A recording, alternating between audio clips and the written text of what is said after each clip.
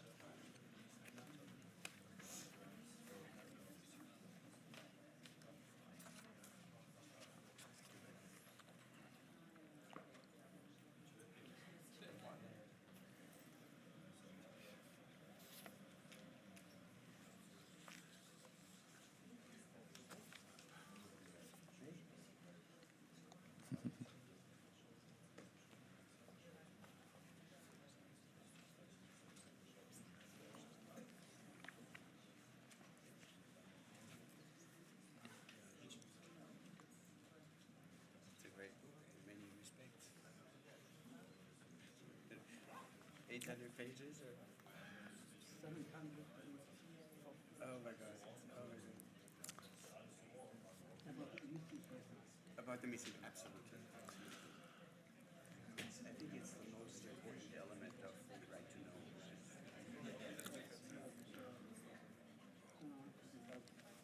Everything on political level. Listen. Okay, so I think we should start. Please find your seat if you haven't already. And I'd like to ask everybody to come in and close the doors. Before we actually start with the panel, I have a technical announcement regarding your departure.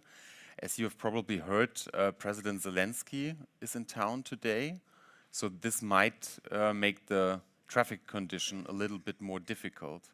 So I got the information from our logistics department, and who know what that is, that we really ask you to be on time for your transfers.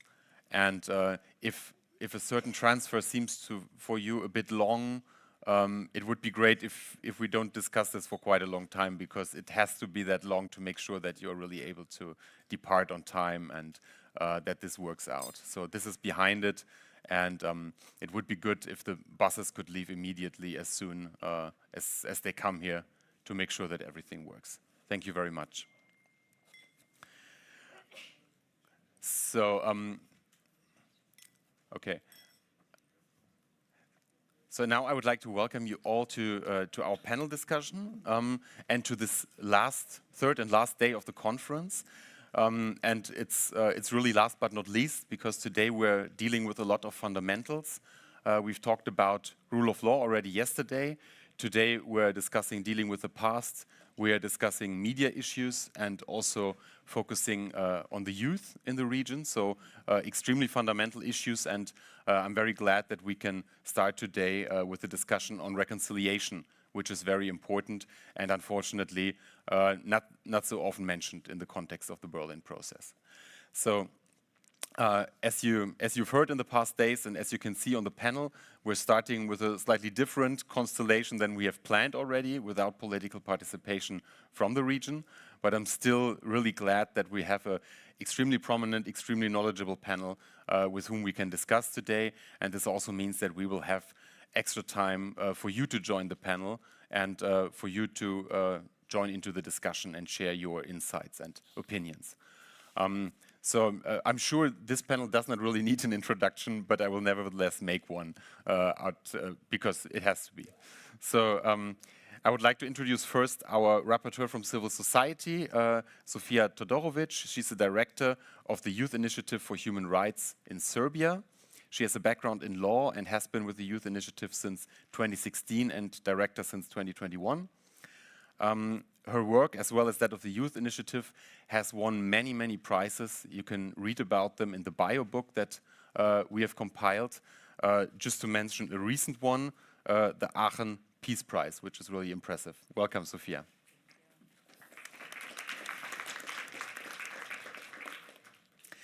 And then I would like to introduce Natasha Kandic, who really doesn't need introduction.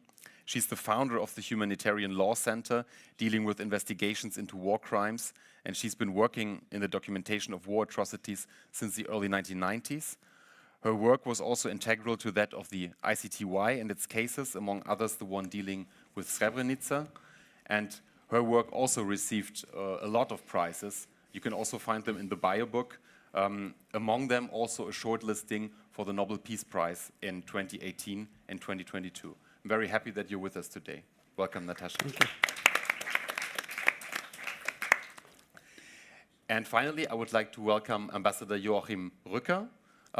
He has a really interesting career after reading his bio.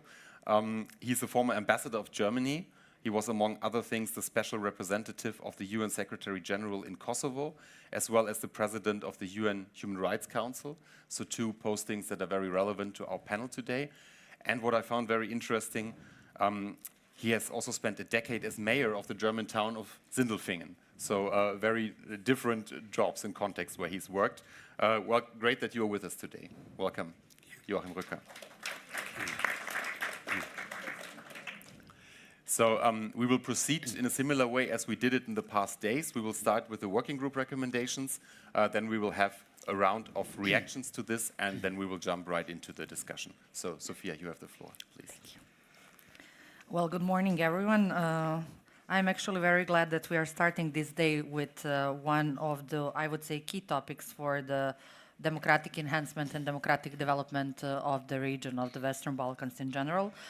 Together with other colleagues from all around Western Balkan 6, during the summer in Skopje, we actually gathered and discussed these important topics, and these recommendations are basically based on discussions and very participatory and engaging actually work by various civil society actors. So I would basically start by highlighting maybe those first recommendations that we listed. You have them all listed here, so I will skip the introductory part in a way, because I would really like also to see you engaged and to ask and to maybe add something that you find important, but you think that is not represented here in a very good way. So basically, first recommendations mainly dealt with the presence of the inflammatory language in the public sphere, because we see this as one of the biggest problems why people in the Western Balkans are feeling discouraged in a way to, let's say, engage more proactively in different types of cooperation, and to, at the end of the day, make it public, because it is still somehow dangerous for people to cooperate among themselves, and especially if these cooperations are successful in a way. On the other hand, what recommendations mainly list, and you will see both like low-hanging fruits and tougher nuts to crack, is the representation of marginalized groups, because basically the whole discussion in the Western Balkans is shaped through the dominant ethnic groups who actually participated in the conflict, and these are the victims that we usually mention, that we usually speak about, and where we usually have a lot of problems. But in this kind of climate, marginalized victims such as Roma victims of the war during the 90s remain completely neglected and underrepresented. And this is something actually that I think that through all this paper we are trying to somehow emphasize and highlight. Besides these societal, let's say, climate and media landscape conditions, we also discussed about the importance of cooperation when it comes to war crimes and trials. You know that we have, or maybe you don't, we have a lot of problems in this area here, particularly with these trials in absentia, that each state is basically applying in a way in order to avoid or to skip cooperation with other states. But since we had the war that was regional, without regional cooperation, it is almost impossible to actually establish all the facts, to collect all data, to document everything that happened, and also to prosecute prosecute and to have efficient trials. And this is something that is still being, I would say, sacrificed by the politicians due to daily political tensions. Of course, we also have issues with the laws and how our laws are regulating the rights of the victims. Do they recognize certain categories of the victims? How these laws are actually being implemented? Because we have a lot of issues with the rule of law, and I'm sure that there was a discussion about that here, because I see that as one of the most important problems that we have. On the other hand, when it comes to the EU, what basically were the main recommendations from this group, again, insisting also on marginalized groups. On the other hand, to increase and adapt already existing programs, such as Erasmus program, and actually add and frame them through the content of dealing with the past in order to support these type of processes. We have RICO, we have CSOs who deal with this, but we strongly believe that we need a stronger push and more decisive also donor policies that will encourage people to actually deal with these issues.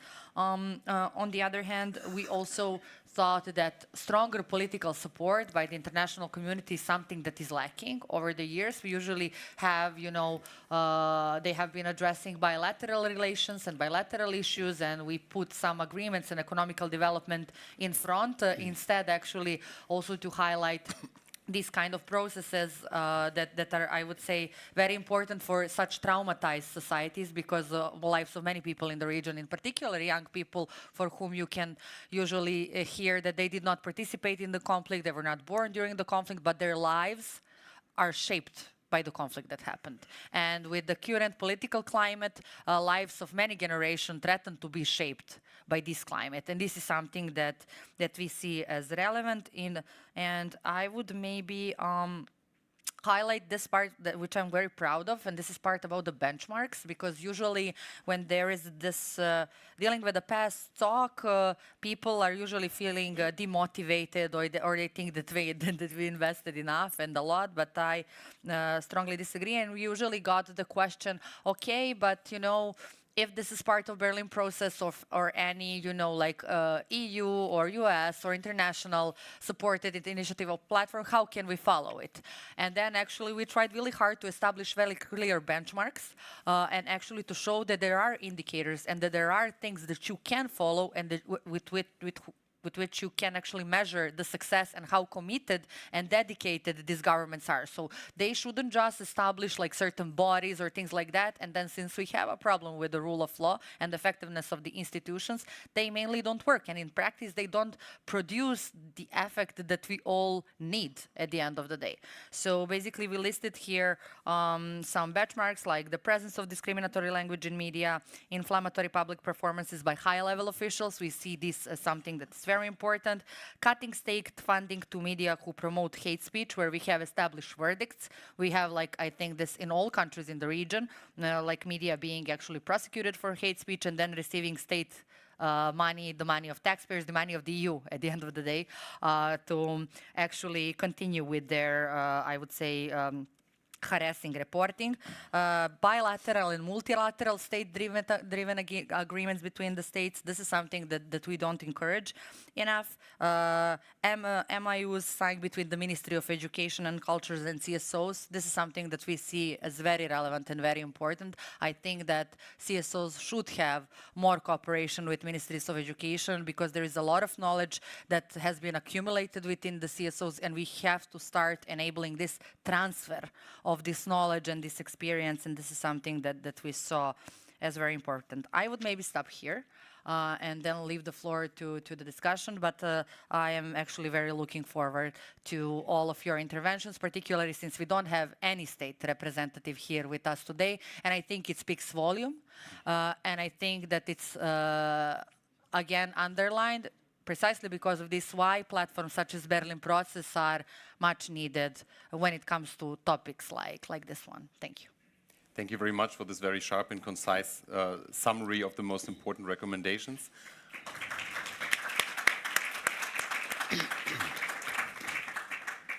So we will start now with the first round of comments, and I would give Natasha the floor. It's not easy to make any comment relating a recommendation which we heard. In my opinion, it's too naive, to recommend cooperation with the state institution. It's very naive. For example, in Serbia, civil society don't have any space to cooperate with state institution. We heard yesterday that Montenegro politicians are very satisfied with cooperation with civil society. In Kosovo, in my understanding, civil society is divided. Some of them cooperate, some of them they have a critical approach to the government. And what is important in recommendation, we have only 2 words relating one very important country, relating the past and also relating the issue of dealing with past and the future, Croatia. It's a pity that we don't have a representative from political level and the civil society level from Croatia, because debate about dealing with past reconciliation without Croatia is very difficult. It's impossible. And it's pity. And it's not easy to talk about the future, about a common approach to the future relating, dealing with past without Croatia. Slovenia also is useful, but Berlin process is not only, we heard yesterday that Berlin process is not a process of enlargement. It's completely different. Croatia is participate in Berlin process very actively, but here we need them. We need Croatia, we need their politicians, their especially civil society, which very actively in the region, but we'll talk about dealing with past without them. And also relating recommendations, I think a good point is mentioning Roma, because we never discussed about Roma before. And, recommendation relating war crimes research, relating the past, relating experience of Roma population is very important issue. I'm speaking about that because Humanitarian Law Center started to research crimes, war crimes, including Roma, in 1999, not before in war in Bosnia. Yes, in Bosnia we started, but it was a small number of cases. We didn't manage to collect really many evidence about the crimes, because we were not focused only on Roma, because many crimes in Bosnia were happened, and it was difficult for one research civil society organization to investigate everything. But based on our investigation, ICTY started with many important investigations relating Srebrenica, relating Zvornik, relating many other Foča and raping in Foča. But we investigated crimes, war crimes against Roma during the NATO bombing and after that. And it's very important that there are evidence, there are witness statements, but to collect evidence about Roma is very difficult because how to find them, because they don't have country who who care about them, who will the country who organized to collect memory about Roma. They don't have institution who monitored what's happened today. If you go to some villages to ask about Roma who lived, who left, there are no memory about that. And it's very difficult, but I think it's very important that some evidence, some memory about Roma exists, and nobody should from the beginning. And I think today we have opportunity maybe to improve recommendation, maybe to be more objective and to see, to be honest relating our hope and to be honest relating Berlin process, European Commission and member of European member state of European Union. We cannot blame only local politicians. Also, we should think about European Union, about what we expect from Berlin process, and where is what's happened today. Where is Berlin process dealing with past? Do we see some linkage between Berlin process and dealing with past? Sorry. Thank you very much, Natasha, and also for highlighting the fact that not all the countries are present in the Berlin process. And I think this is an aspect which is not so often discussed when we talk probably about trade barriers that are there because of EU membership, but also in a kind of memory barriers also put up sometimes. May I just ask a quick follow-up question regarding the benchmarking? Natasha, and what you think of this approach, if this could be a way forward, to have certain benchmarks, to have regular meetings with the governments, controlling them. You know, at the moment, I don't see space, and I don't see international European institution with power, you know, to create a space for that. How to deal in Serbia and Serbian Kosovo, for example. I remember time before 8 years. We had in the region common approach to the past with. Not with the institutional initiative, but with the civil society initiative. I'm talking about a RECOM initiative, about a regional commission with two very important tasks: to name all victims with really name, you know, to stop to speak about number, but to know the name. And, you know, to document camp detention sites, especially in Bosnia, because many detention sites were existed during the 5 or 6 years, you know, to organize debate as a main mechanism to come to build of a common approach. And Kosovo and Serbia supported very much this idea. Croatia was the leader, president of Croatia until 2015, professor international law, Ivo Josipovic, was really leader in dealing with past. He, in 2015, in the beginning, he prepared his presidential statement to the Parliament of Croatia to propose establishment of regional commission to name the victims as a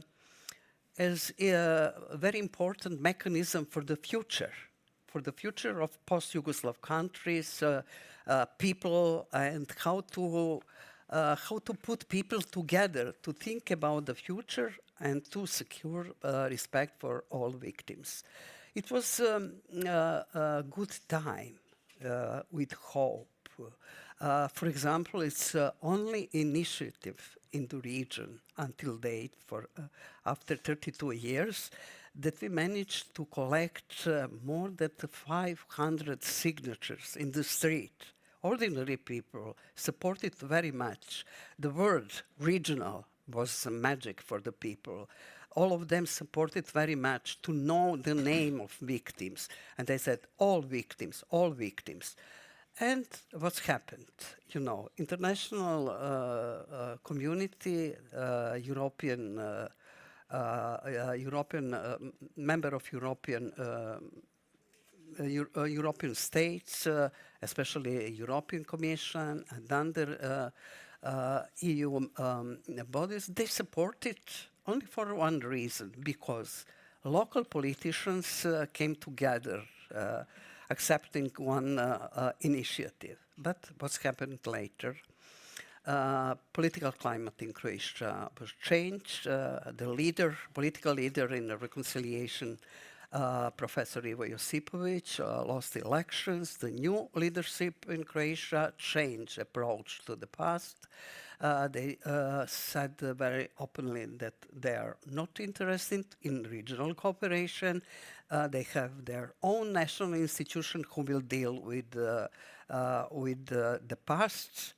And, you know, the rest of countries, of course, Republika Srpska as part of Bosnia and Herzegovina, never supported the regional cooperation because with the explanation, everything is against Serbs in Bosnia and Herzegovina, but all others supported on verbal level. We from civil society were so happy to see that, politicians support that we have the European Commission, European other institutions supported this victim-centered approach to change a story, political story about number of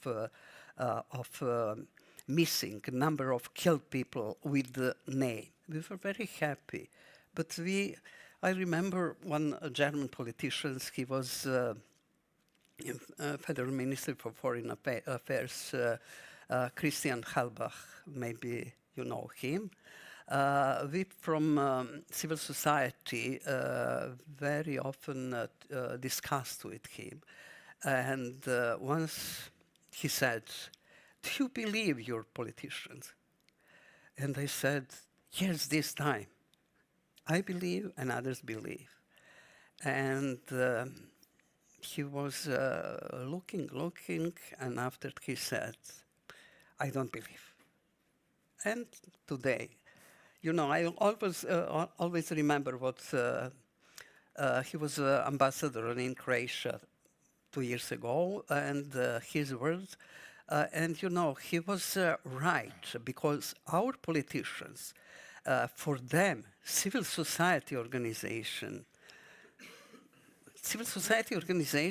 can get only public support.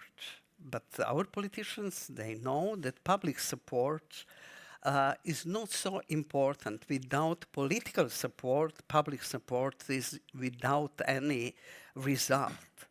And we, from regional civil society, experienced. We collected more than 500,000 signatures for establishment a regional body, but public support was very nice, but without political support, we came to zero. And of course, when European Commission and other European EU bodies were faced with the situation that, Croatia is out, after that, Kosovo President Hashim Thaci was arrested. We stay only with Montenegro government. Until date, until 2018, because 2018, it was very important year because summit of Berlin process was scheduled for London. And our hope was that Berlin process, that ministers will adopt declaration about regional body with this name to name the victims. And of course, first of all, President of Serbia said the first time before that he supported very much on verbal level. He said, "Oh, we have some reservation." Kosovo president said also that Kosovo needs time. And you know what was very strange, that two members of Bosnia and Herzegovina said very clearly that they have new priorities. Regional security, stability, victims are known, and they will not with old issue. Victims were old issue.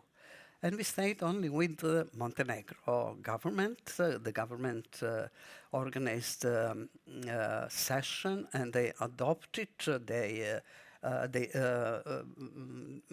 they adopted idea. They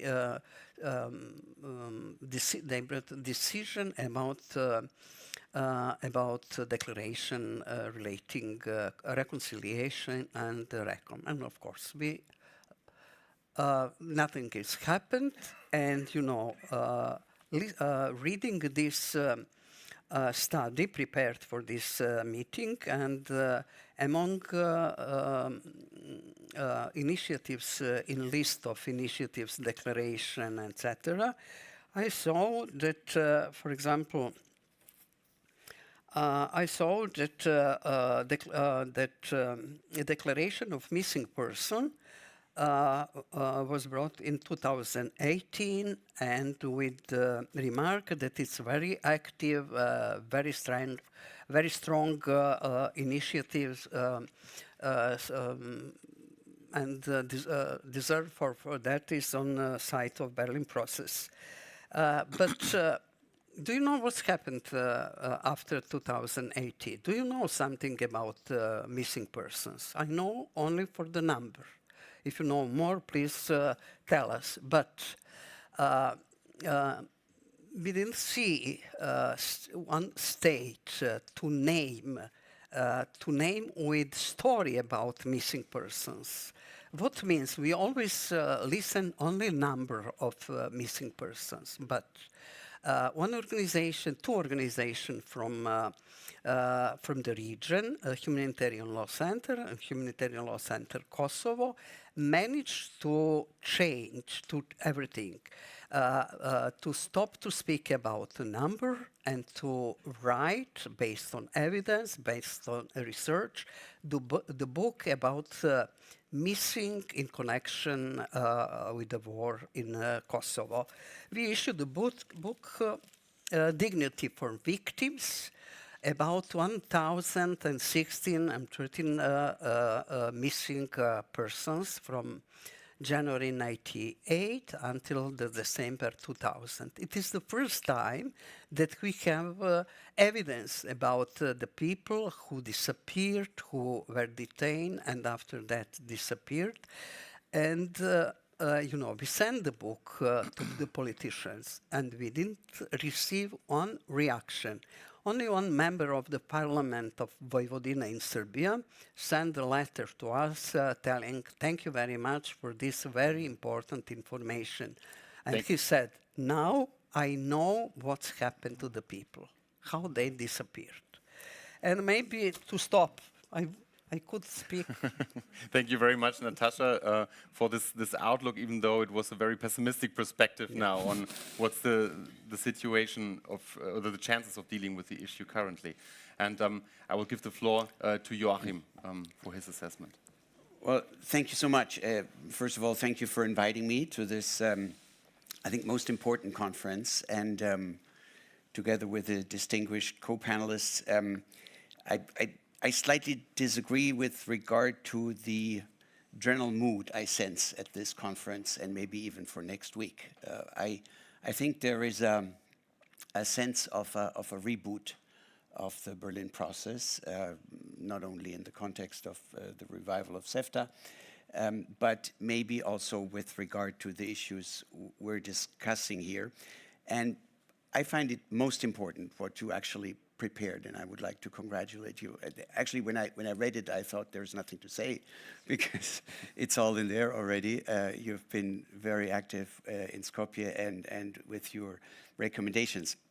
Having said that, coming from a UN background, I appreciate the fact that you actually put this in a legal context, a rights-based context. I think that's very important. Dealing with the past is not something that is granted or not granted, but in many aspects it has something to do with the individual rights of citizens with human rights. And that's your approach, and I really recommend that because it's often misunderstood. Now, what I would like to say is that, of course, when you use the metaphor is dealing with the past, an art and a science, I would say it's definitely both. With regard to the art, you need leaders that want to go forward, whether it's in politics or in civil society, and would use the right moment. And I think now is again a moment where we should move forward instead of stagnating when it comes to different dossiers. But it is also a science in a way, because there are international standards that have been developed, and you're referring to those. In the UN, we have since about 10 years a special rapporteur on what is called truth, justice, reparation, and guarantees of non-recurrence. And all these catchwords have actually indicators and deliverables, things you can do and you must do, and it's about the 4 dimensions of dealing with the past. And I would like to go a little bit into detail in order to illustrate that there is a standard. There's things you have to do. It's not up to what you think you could do, and maybe you do this and then you don't do that. There is an international standard, and it's been developed by Pablo de Groif, our first rapporteur on truth, justice, reparation, guarantees of non-recurrence, and it's been applied in countries, including like in Colombia, where Pablo de Groif comes from. And the different dimensions is the right to truth. That's the first dimension, and it comprises truth commissions, investigation panels, documentation, archives, history books, and last but certainly not least, the missing persons dossier. The right to justice, the second dimension of the international standard, is civil lawsuits and alternative dispute mechanisms. It's international tribunals like ICTY and others. It's domestic and hybrid courts. It's witnesses support and protection, and it's trial monitoring. Third dimension is the right to reparation, and the catchwords are rehabilitation, compensation, restitution, memorials, political apologies, very important point, political apologies. We haven't seen much of that in the Western Balkan states, and commemorations and educational material. And the fourth dimension is maybe the most ambitious, the guarantees of non-recurrence. It includes, in many cases, disarmament, demobilization, institutional reforms, democratic control of security sector, and the vetting process for public personnel, for judges, etc. Now, elements of that international standards for dealing with the past have been implemented in many countries of the Western Balkans, but we are far from this having gained any momentum yet. It's a very troublesome process that goes through many different steps and hasn't gotten very far, because when we go from the standard back to the what is so to speak the art of the process, we haven't seen many leaders in the political field that are willing to take the challenge and to start, including with the apologies element. etc. I mean, there have been elements of that, but you don't see a spirited leader. Because, of course, there is always the fear that it doesn't pay off domestically. If I apologize, if we do this or that and get into maybe even the reparations issue, then this will not pay off with my constituency, which in many cases is true. But then this is the Berlin process, and we're in Germany. And there is examples from the past that political courage has actually paid off. And I have to go all the way back to Willy Brandt, the German chancellor, who did at the time many things that were unpopular in Germany. He said things like the border between East Germany and Poland is final. That's not German territory anymore. He said he apologized in many moving gestures for the terrible German crimes, etc., etc. And there was many people that were predicting it would not pay off. But the opposite happened in the elections in 1972 and even beyond, that people all of a sudden started to look up to this person and said, he's right. Yeah, it has been heinous crimes, and somebody who says it and apologizes is actually a shining leader. Now, this is long past, and Germany has gone through many phases, and is in general, I think, a good example of dealing with the past. However, there is also problems sometimes, but that's not my point. My point is that you need leaders that take up the challenge and say, I'm going to do that.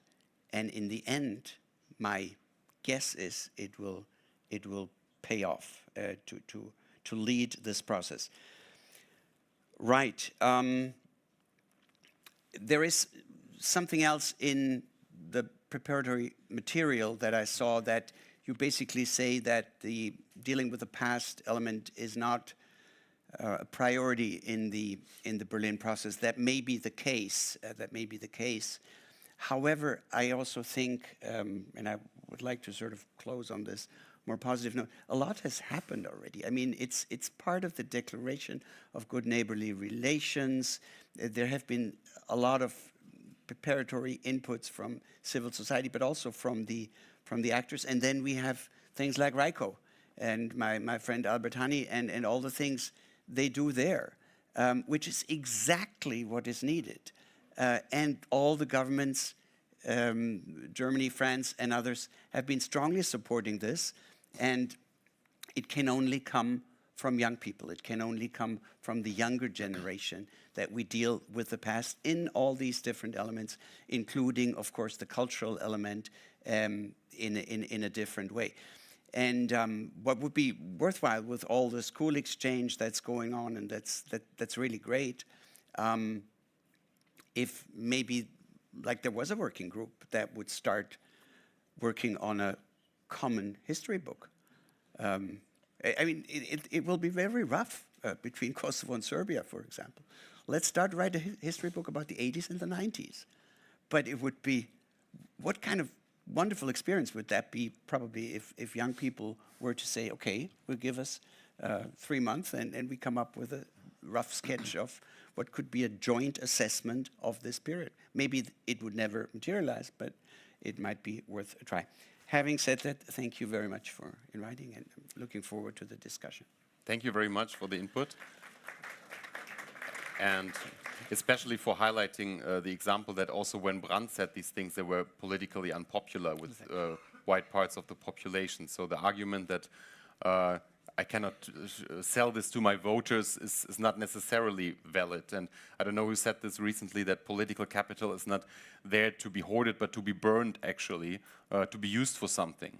So this would be the counter-argument to these claims. So I would like to open the floor for people from the audience soon. Please think about your questions. Before I do it, I would like to give Sophia the floor and ask her about a point that Joachim already pointed to, the role of young people in the process. And the role of young people is often portrayed very hopeful, and you're standing here for the Youth Initiative for Human Rights, so also a young spirited organization. But at the same time, we've also seen, for example, in Germany in the past elections, that young people are also very volatile. They also vote for right-wing extremist parties sometimes. So it's not all rosy in this way.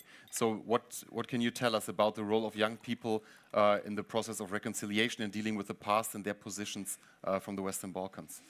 I would say that the latest example about Germany that you mentioned, and let's say slight political radicalization, the attitude of young people, that is something also that we are noticing in the Western Balkans. Youth Initiative did this research where we actually dive deeper into the attitudes and the knowledge of young people about the past, and basically what kind of stance do they cherish and what do they think about certain things, but that still doesn't change that their role is very important. So if those who will be building our future, who will be future decision makers, are facing as a group, a radicalization of their own political attitudes, that is basically the mirror of the future that we will all live in. So I think that actually just emphasizes the importance of this role, but also it emphasizes the importance of taking very seriously this kind of trends. Because I strongly believe that this kind of trends are not just something that needs to be noted, this is a democracy issue. I strongly believe in that. This is a democracy issue, and this means that we have to go back to rethink our educational strategy, to rethink different kind of things, to rethink how we approach to these young people, to rethink how we engage with them, and to try to find sort of a more efficient way. Young people from the Western Balkans have also different paths. When we speak about Western Balkan, we usually focus on the countries that were in war, and then we mention Croatia, which is like explicitly highlighted here, even though it doesn't belong to Western Balkan 6 by its definition. But we usually neglect North Macedonia and Albania, and these two countries have a role to play and could have a role to play in this process. And Albania brings one very particular experience of its own past and some lessons that are learned or that are not learned. But all these things can play a role in this Western Balkan 6 process, but only if we speak openly about things. I think that in the Balkans, maybe I would say across Europe, because I find Balkans part of Europe, we have this thing of thinking that if we say something very mildly, if we don't speak openly, that it will bring a solution. It won't. I believe in openly and directly addressing the problems in a polite manner. I think that is doable, but I think that is something that we lack in general when we speak about many different topics, not just dealing with the past, but with this topic in particular. And I believe that without facing it directly, I think that we will just preserve the status quo, and we need to move forward. We don't need status quo anymore. So, thank you. Thank you. So I look into the audience, to somebody who wants to join us on this chair. And yes, I will.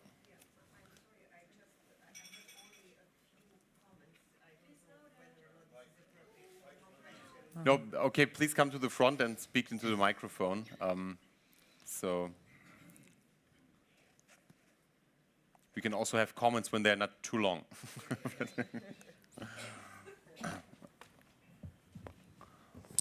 Okay, I'll try not to be too long. I feel a kind of privilege to be here for the second time. So, Zvezdana Kovac from the Center for Civic Education. I have a short comment on the joint history books that Ambassador mentioned. So I need to mention again joint history book. Natasha will say that I'm boring with mentioning this book, but I think it's an extraordinary project that proves that regional cooperation is possible. So the historians from 13 countries of Southeast Europe gathered together and they produced these books. They were very successful, but I need to say thanks to European Union or European Commission who didn't now I cannot find the appropriate word, but didn't care enough and didn't push enough to bring these books into schools. This project and the center who ran this project shut down, but luckily we are going to work on this project again, then whoever is interested in that, I think these books are very useful for many activities and projects that civil society organizations are running, can find these books on jointhistory.net, and in few months we are going to run media campaigns and workshops and conferences according and in line with the methodology of this book, which is multi-perspective approach and critical thinking, so much desired in our region. And just a short comment, Natasha, on what you said about position of civil society in Montenegro. You said this position is excellent. Based on what our minister said, yeah. Yeah, she said that is excellent. Comparing with Serbia, it's maybe much better because I used to happen to work in Serbia just until recently for 4 years.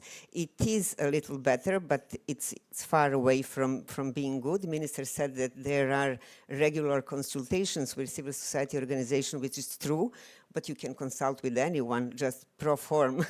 We are not including in policy making, which is, I believe, crucial. So that was what I wanted to comment. Thank you very much. Thank you very much. And we will collect three questions. But and that lady is holding her hand. She was first, sorry. Okay. We will collect 3 anyway, so... Go. Okay. I will nevertheless transform your comments into a question because you said that the European Union was not pushing hard enough for it. So probably we could speak about what is actually the role of international organizations and countries in these processes and what should they do. Okay. I'm Eva Christoph, former member of the European Parliament and especially in the 90s. So I can only join today because we have Ukraine and other questions and election problems with right-wing young people in our region. But my ear hears all the time only European Union, so I must say, why don't you see political leaders in the European Parliament in the 90s and the next 10? So, and the same thing related to Willy Brandt. So I'm part of that generation who has been voting Willy Brandt. So it was not just Willy Brandt as a leader on the level of government, but there have been leaders on the level of parliament, and there has been a new generation. That means you have always to combine what can you change within society so that you get other elections and other leaders. I think that is very much interconnected, and then some parts of that new generation has to give courage to the leaders on the different level.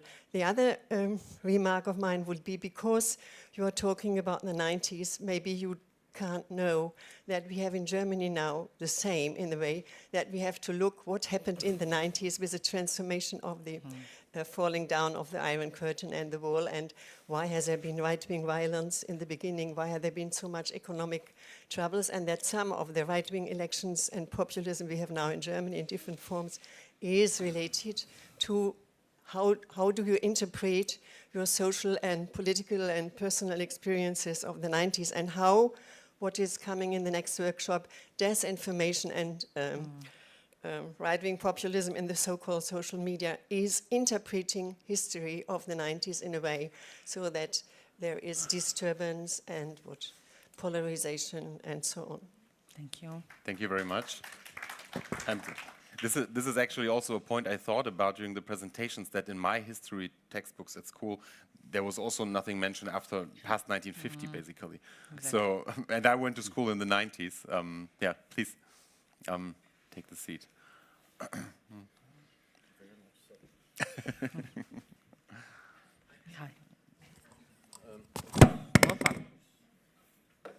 Good morning. Harald Schenker from Forum Civil Peace Service in Skopje, and thank you very much for mentioning North Macedonia and Albania, because we're a bit marginal in these, in many of these discussions. So, with regards to Ms. Biserko's comments, I wouldn't say the recommendations are naive, but you are very right in one thing, that I think we didn't find a way of getting them to the right people, to the politicians. So the recommendations are very pertinent. I very much like the benchmarking part, although I was not part of the discussions in Skopje. But what we don't seem to manage is to get to push the right buttons, to put the right kind of pressure. to the politicians, to the decision makers. So this is my question in a way. How do we get better at that? They're faster. They're faster and they're quick, and the closing, the shrinking spaces are shrinking. Okay. And with regards to youth, just one small comment, if I may. Youth in the Balkans, like anywhere else, are a product of their society and of their education system.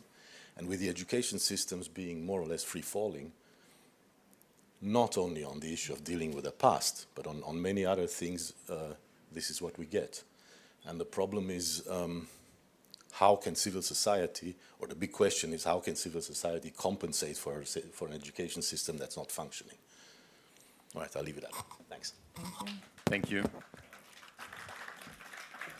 So I think we can add one more question because we had a lot of comments also. Yes, please.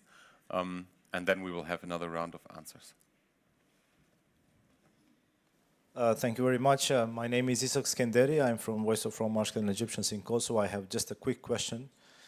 You have mentioned Roma and the aspect of dealing with the past and the involvement of Roma. However, when we speak about dealing with the past, we cannot overlook the historical injustices towards the community and focus solely on the conflict. So anti-Gypsyism in conflict situations can both be a cause and a consequence of violence. And we have seen this in Kosovo, and we unfortunately see this in Ukraine as well. So I would really like to hear your opinion with regard to whether dealing with the past in our context, Balkan context, but in relation to Roma, how could it also, besides the conflict, also look into the historical injustices against, towards the Roma community? Thank you. Thank you very much, Isaac.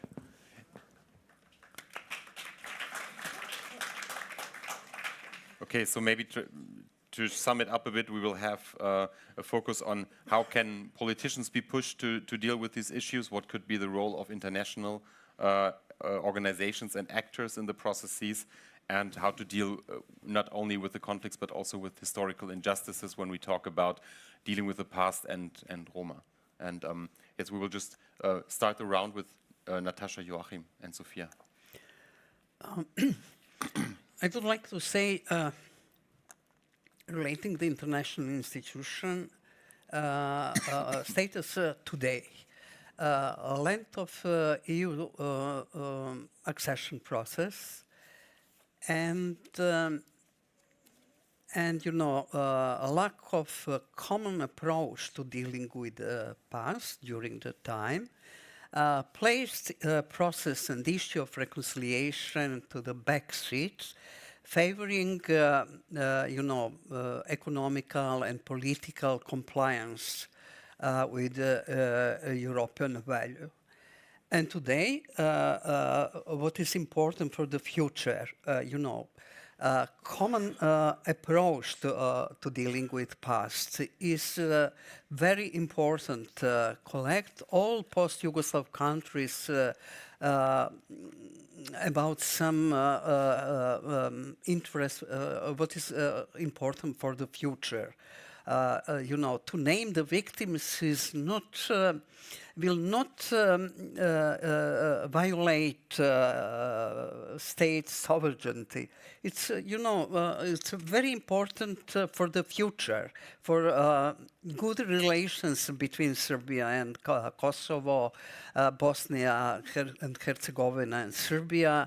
And, for the young people, without that, without knowing who are the people who were killed. For example, only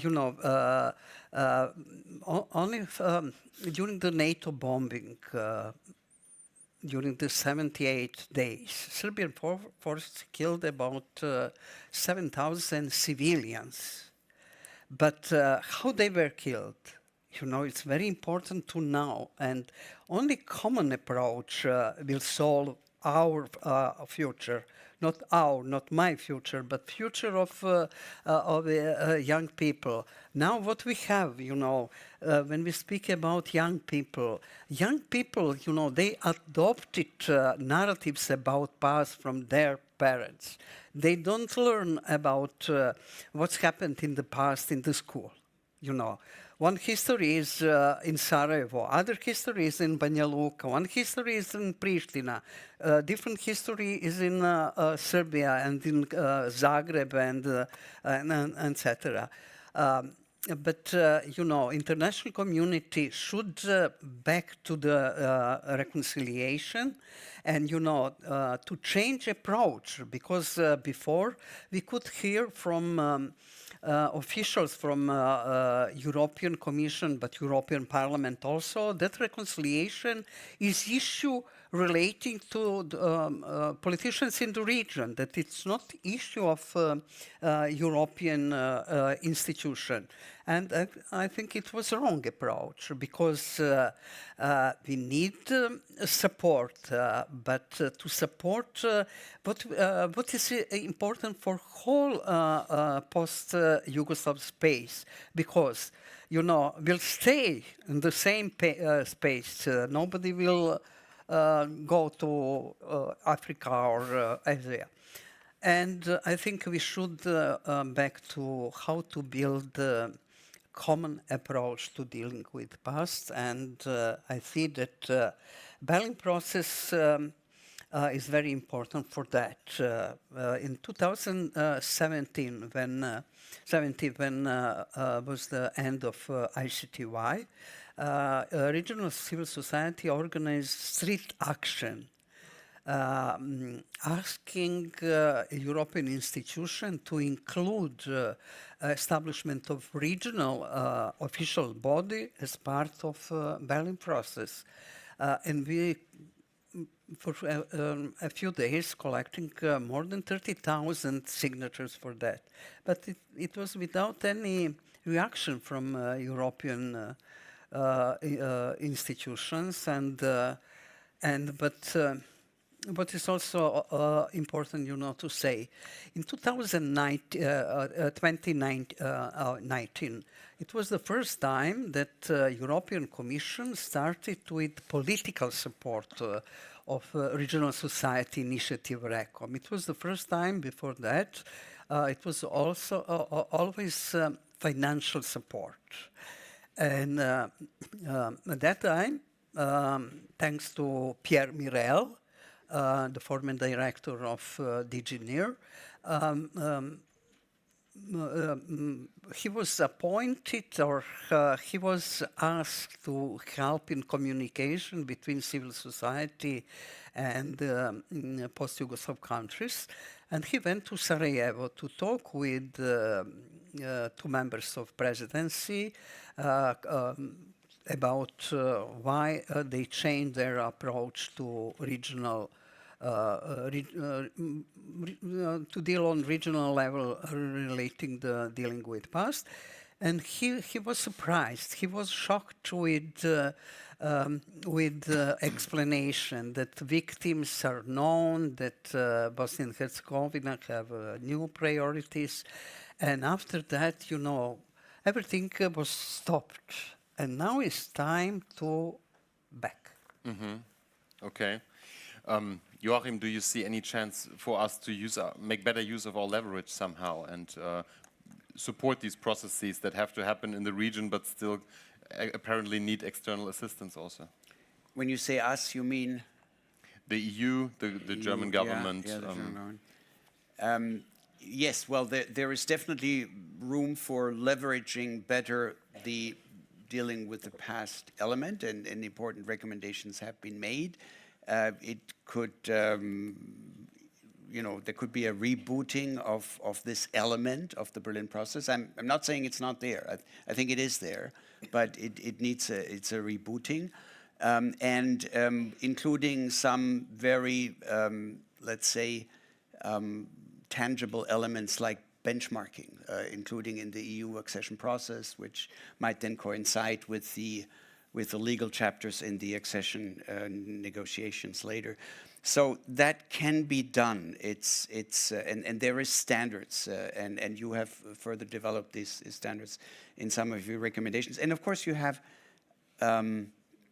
transmission mechanisms. How can you transmit your messages even better to the decision makers? Well, I think the Youth Forum is coming up, which is organized by RICO, and from my knowledge, you know, the recommendations that come from there and the voices that come from there are listened to, so you should use all the platforms available, especially the ones for the younger generation. I think there is a positive reception for that, and those mechanisms has to be used. With regard to the Roma aspect, that you know, we've been talking about vulnerable groups, victim groups, and the Roma, of course, in Western Balkan, I don't have to tell this audience, is a very particular case in question. Here, I think it might help here and then to take an even more rights-based approach, instead of saying, you know, we have, as politicians or civil society, we have to be more sensitive and careful, which is true, we have to. However, there's also rights. There's rights to the communities, minority rights that just have to be used, and you have to go probably to courts, and that's the way I think one should work. My last comment on the interventions is again on history books. I think it cannot be overestimated how wonderful it is to have a joint history book like the ones we have developed between Germany and France. I think that it was quite an effort to get there. However, now it's existing, and they're used in schools.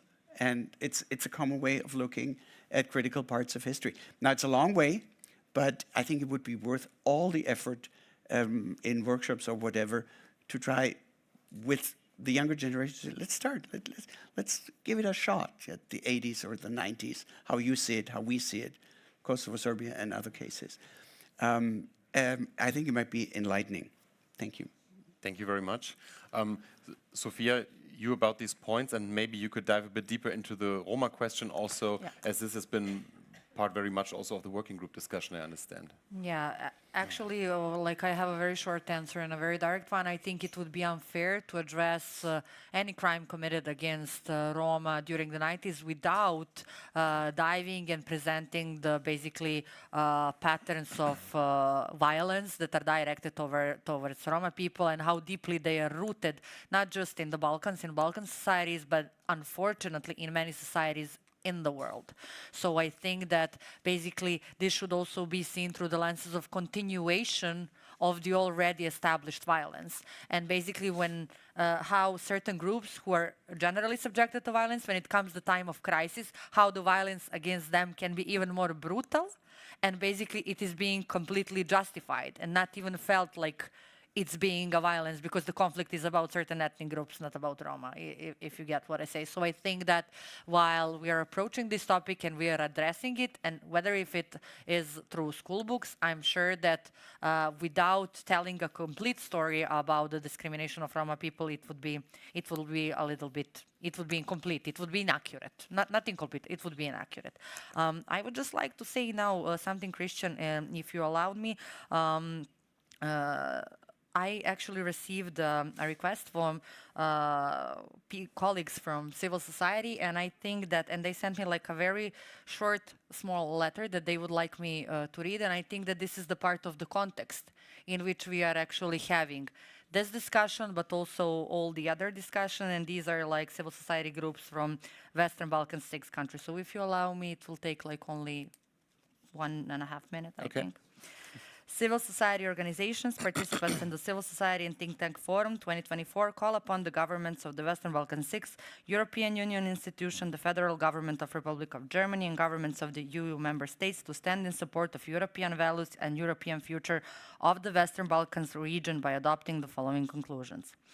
Concerned about the state of rule of law and democracy in the region, we call upon Western Balkan 6 governments to demonstrate a strong commitment upholding and enforcing the rule of law standards as precondition for the acceleration of the EU accession-related reforms in line with the fundamentals first EU enlargement principle.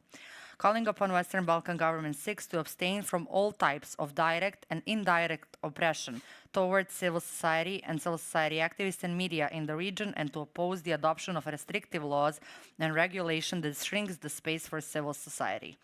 So I would maybe stop here because we were mentioning all these elements here: shrinking space for civil society, problems with media. I think that also when it comes to dealing with the past, and this topic that I find extremely underrepresented, and we see that by the fact that none of the state representatives didn't take courage to even discuss it in this format.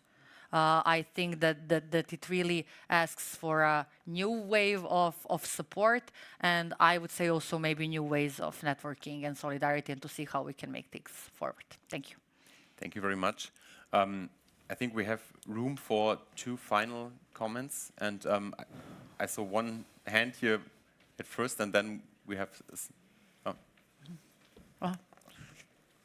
Okay. Hello. I'm Nils von Redeker from the German Federal Office. I feel a little bit challenged because you complained that there are no government representatives. I'm not sure whether you talked about German government. No German government, Western Balkan 6. It was really regional, no worries. Anyway, shrinking spaces. Actually, at the opening of this conference, I don't know whether you were there, our state minister actually mentioned that topic. Our Minister Baerbock at the Foreign Affairs Ministerial, which you can see her speech online. It's on, I think, on YouTube. She also mentioned that topic.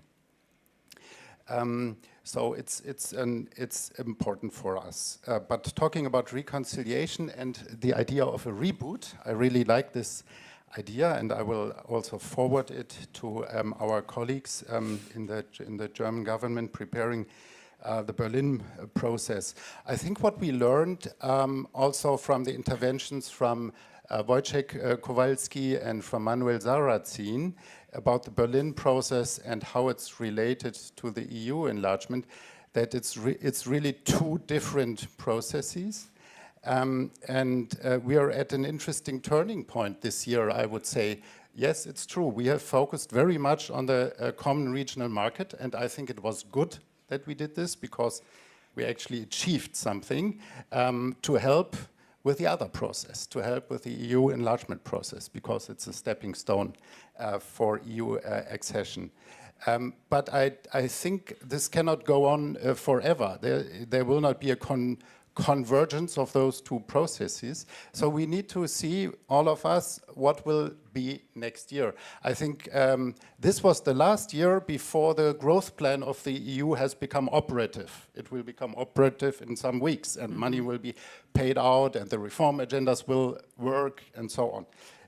And I think this makes topics like this one, reconciliation, all the more relevant, all the more important for the Berlin process. And it was there from the beginning, from 10 years ago. The topic was already there. It's a generational task, I would even say an intergenerational task. We had it in the chair's conclusions in 2015, in 2018. This year, actually, it was a big topic at the Foreign Affairs Ministerial.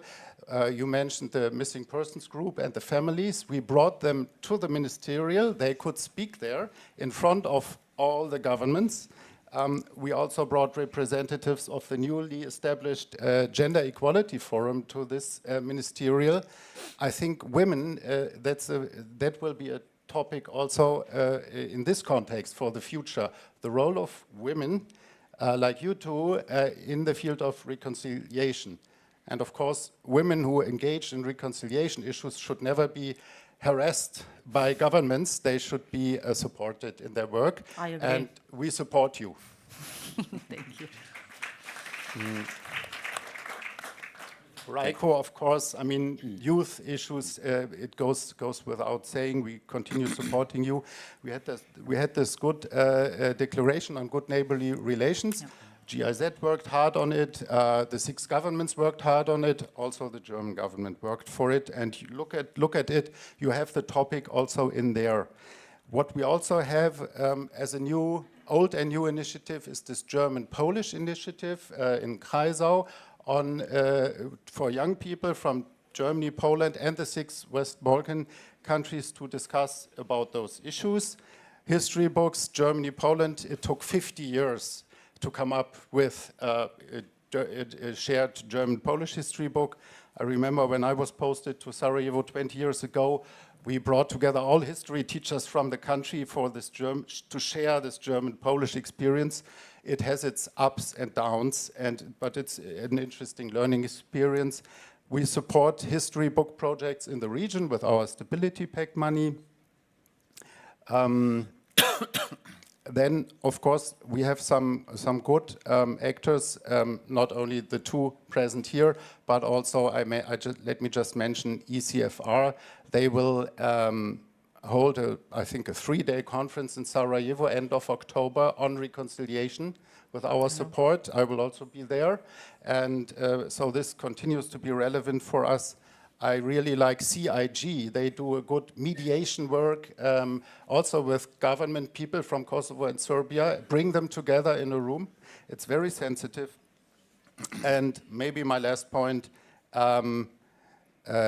we have established in the Foreign Office Western Balkans Salon, and we want to discuss various topics. We had already very interesting book presentations.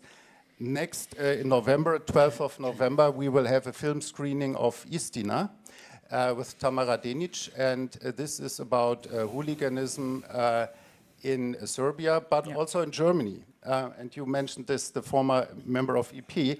We have a similar problem here, so it's also worth discussing. I could continue a little bit longer, but I think I should stop. Thank you very much. You got a little more time as the only government representative here, and I think you mean the Aspen conference end of October in Sarajevo, probably. No problem. So we have one last. Was it you? And there, yeah. Yes, please come to the front. One last short question then, and then we will start with the closing round. We have 5 more minutes as we started a bit later, so it's still in time. So, hello everyone. I'm trying to put a little bit of the youth perspective in this panel. Reinhold Macic, chair of the Albanian Students and Academics Association in Stuttgart. First of all, I want to say I'm totally devastated that no government officials are here right now, because I wanted to ask them more concretely about concrete measurements, how we can deal with this problem, because it's a problem that actually involves all of the youth. And since I cannot ask about measurements, I'm going to ask for, frankly, advice, but just starting with just a little bit of my own experience. I came from Albania here in 2016. I did my high school there. And unfortunately, and I agree, every country in the Balkans has to deal with its past, because every country has a past. For example, in my country, I can say with 100% certainty, we haven't even dealt, not even the history books in the high school, with everything that has happened in the communist area. And I also agree that North Macedonia and Albania should be involved in these discussions, especially since so many Albanians are involved and we still are not. And it's tragic, but we bear the responsibility as youth to bring the region forward, to bring the region into an era of peace and harmony. And I still don't know how, because none of our governments in the Western Balkans have even given us the platform to even express ourselves, not only as civil society, but also as the youth. So since I cannot ask from you any measurements here, I just wanted to ask you advice on for example, for my members of my association, which we meet every week in one university in Stuttgart. So what would be your advice? How should the youth, not only the Albanian youth, but the Western Balkan youth, deal with the past? And how should we move forward into bringing the region into the European Union, into an area of peace? Thank you very much. Thank you very much. And I think this makes for a nice closing round. So we will speak about what role the youth could play in this context. And I would also like to add to this, what would you like to see, let's say, in the next 2 years? What should happen concretely, like in very brief terms, like probably 2 things that you would like to see that should happen, that we would know that, okay, we're moving forward. And we'll start with you, Natasha. I will finish with one good news. You know, it's relating Srebrenica, relating other sites of to visit, to put the graves, to put flowers on the graves. It's normal to go in Croatia, in Bosnia and Herzegovina, but in Kosovo it was very difficult, you know, for citizens of Serbia to go and to visit graves of Albanian victims. But civil society managed to change that situation. In July this year, civil society organized a debate, 16 Forum for Transitional Justice in Pristina. And after 25 years after the war, people from participants from Serbia, together with participants from other regions, visited the graves in Podujevo, where Serbian police killed children and women during the NATO bombing, and visit also the graves of children and women in Suva-Reka. Also, the Serbian policemen killed women and children. And also Starogradsko, when village with Serbs and members of Kosovo Liberation Army killed some Serbs in the village.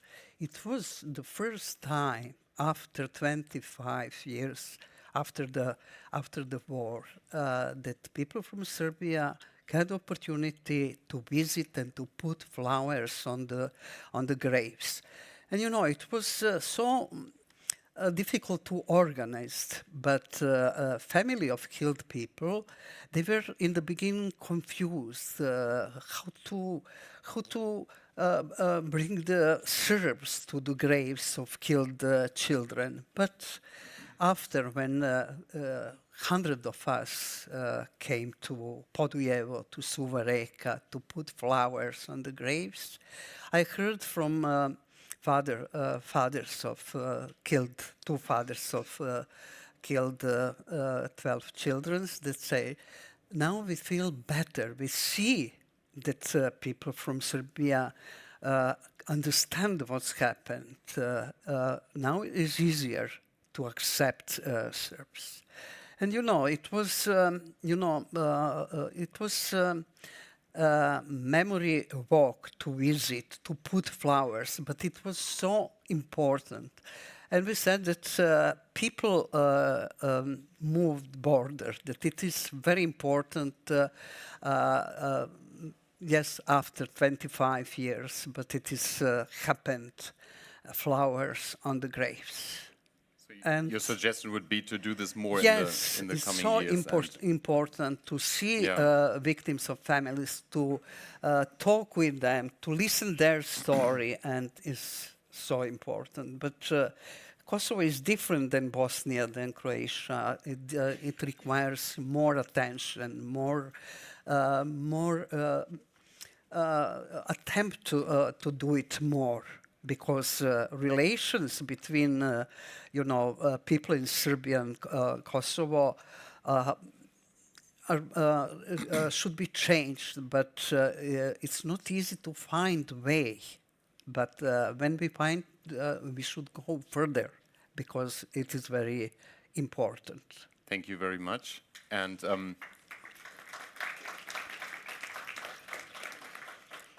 Joachim, what do you think? What should happen? And what can young people do? Well, young people, I think, are fortunately very engaged, as we can see in this forum and in other fora. The subject of shrinking space for civil society, I think, is a huge one. And wherever there is tendencies for that, I think we should really resist it as civil society and with the political influence through the Berlin process. So I would really like to see, because this is for wishes now, that there is a reboot for the dealing with the past element in the Berlin process, maybe inclusion of some benchmarks and concrete elements from your recommendations in the process. However, I'm not saying, and we're very happy that Nils van Weideke really gave us an overview of what's actually happening, that nothing is happening. I think there's a lot of support for young people, for the civil society process, but it needs constant engagement. I know this also from my UN past in Geneva, where we have this unique instrument of the Human Rights Council, where civil society has a fixed place and is able to speak as in very few, if any, other UN fora. And there, of course, you always had this element of government trying to harass representatives of the civil society, not necessarily Western Balkan, but I mean, this is a common phenomenon, and we have to fight for the space for civil society so it's not shrinking. Right. So my wish, I think, is the reboot in the process and all the support we can give as Europeans to the younger generation. And of course, also for wishes, if we had a leader like Willy Brandt or Yitzhak Rabin, or probably it has to be a woman, that would have the vision and the strength to say, if I do something that at first does not comply with the expectations of my domestic constituency, I do it anyway, because I think it's right and we have to go that way. That would be wonderful, because in the end it shows it might even pay off, because domestic constituencies are not stupid, and they actually are much more sensitive sometimes than politicians think, who think, you know, you have to play to the expectations, and so you cannot say this or that, or you cannot do this or that. Right. Thank you very much for the very concrete suggestion. And Sophia, you have the final minute. Well, basically, I don't have anything new to say. I would like to use my last minute to respond to the question from a young man from Albania. I think that you noticed rightfully, actually, that we don't have the road that we and the path that we need to take, so we know how to, you know, help and advance these kind of things. I think we need to create it by ourselves. When I first joined Youth Initiative for Human Rights, I was like 21-year-old, and I didn't even know that siege of Sarajevo happened, because that was not by accident. My state invested a lot that a lot of people in many other states that we don't know and we don't question, and we just, you know, do the things that are expected from us. So for me, my advice would be that you engage. There are other people like you around the region who are willing to listen, who are willing to share their knowledge. There is Youth Initiative for Human Rights, so feel free to reach out to us, speak up, and also maybe a response to this part about many great things that are being done. We have to speak about them. They have to be known. And this is why I strongly believe that one of the also strategies of our governments is that we do these things very silently.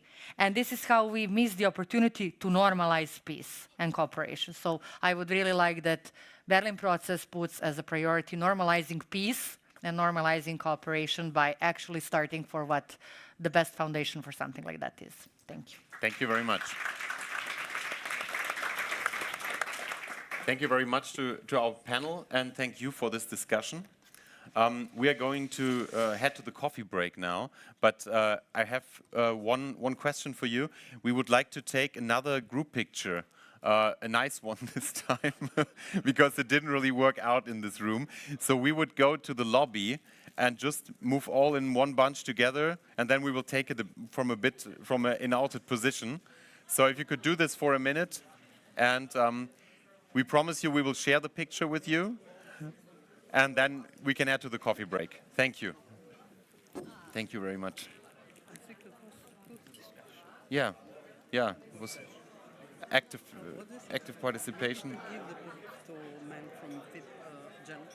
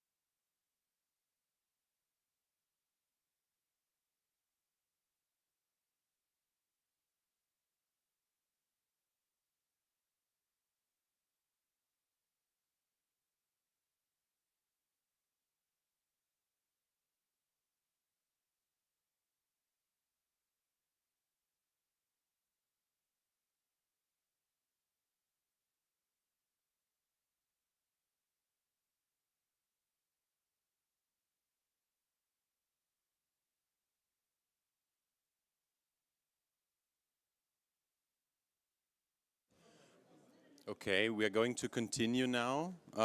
Please move in and take your seats. Ja. Ich nicht, nee. Okay, weißt du, also, nee, keine Ahnung. Ich habe nicht gesehen. Okay, alles gut. Ja. Okay. Oh.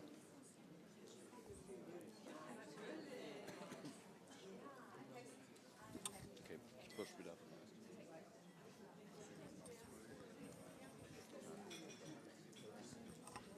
Okay, everybody who wants to join us, please come in and please close the doors so we can start with a panel discussion. Please take your seats.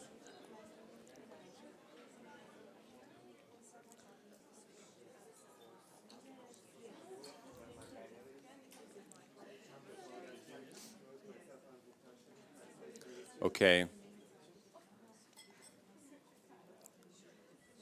Okay, please take a seat. We're going to start now. Also the people in the back.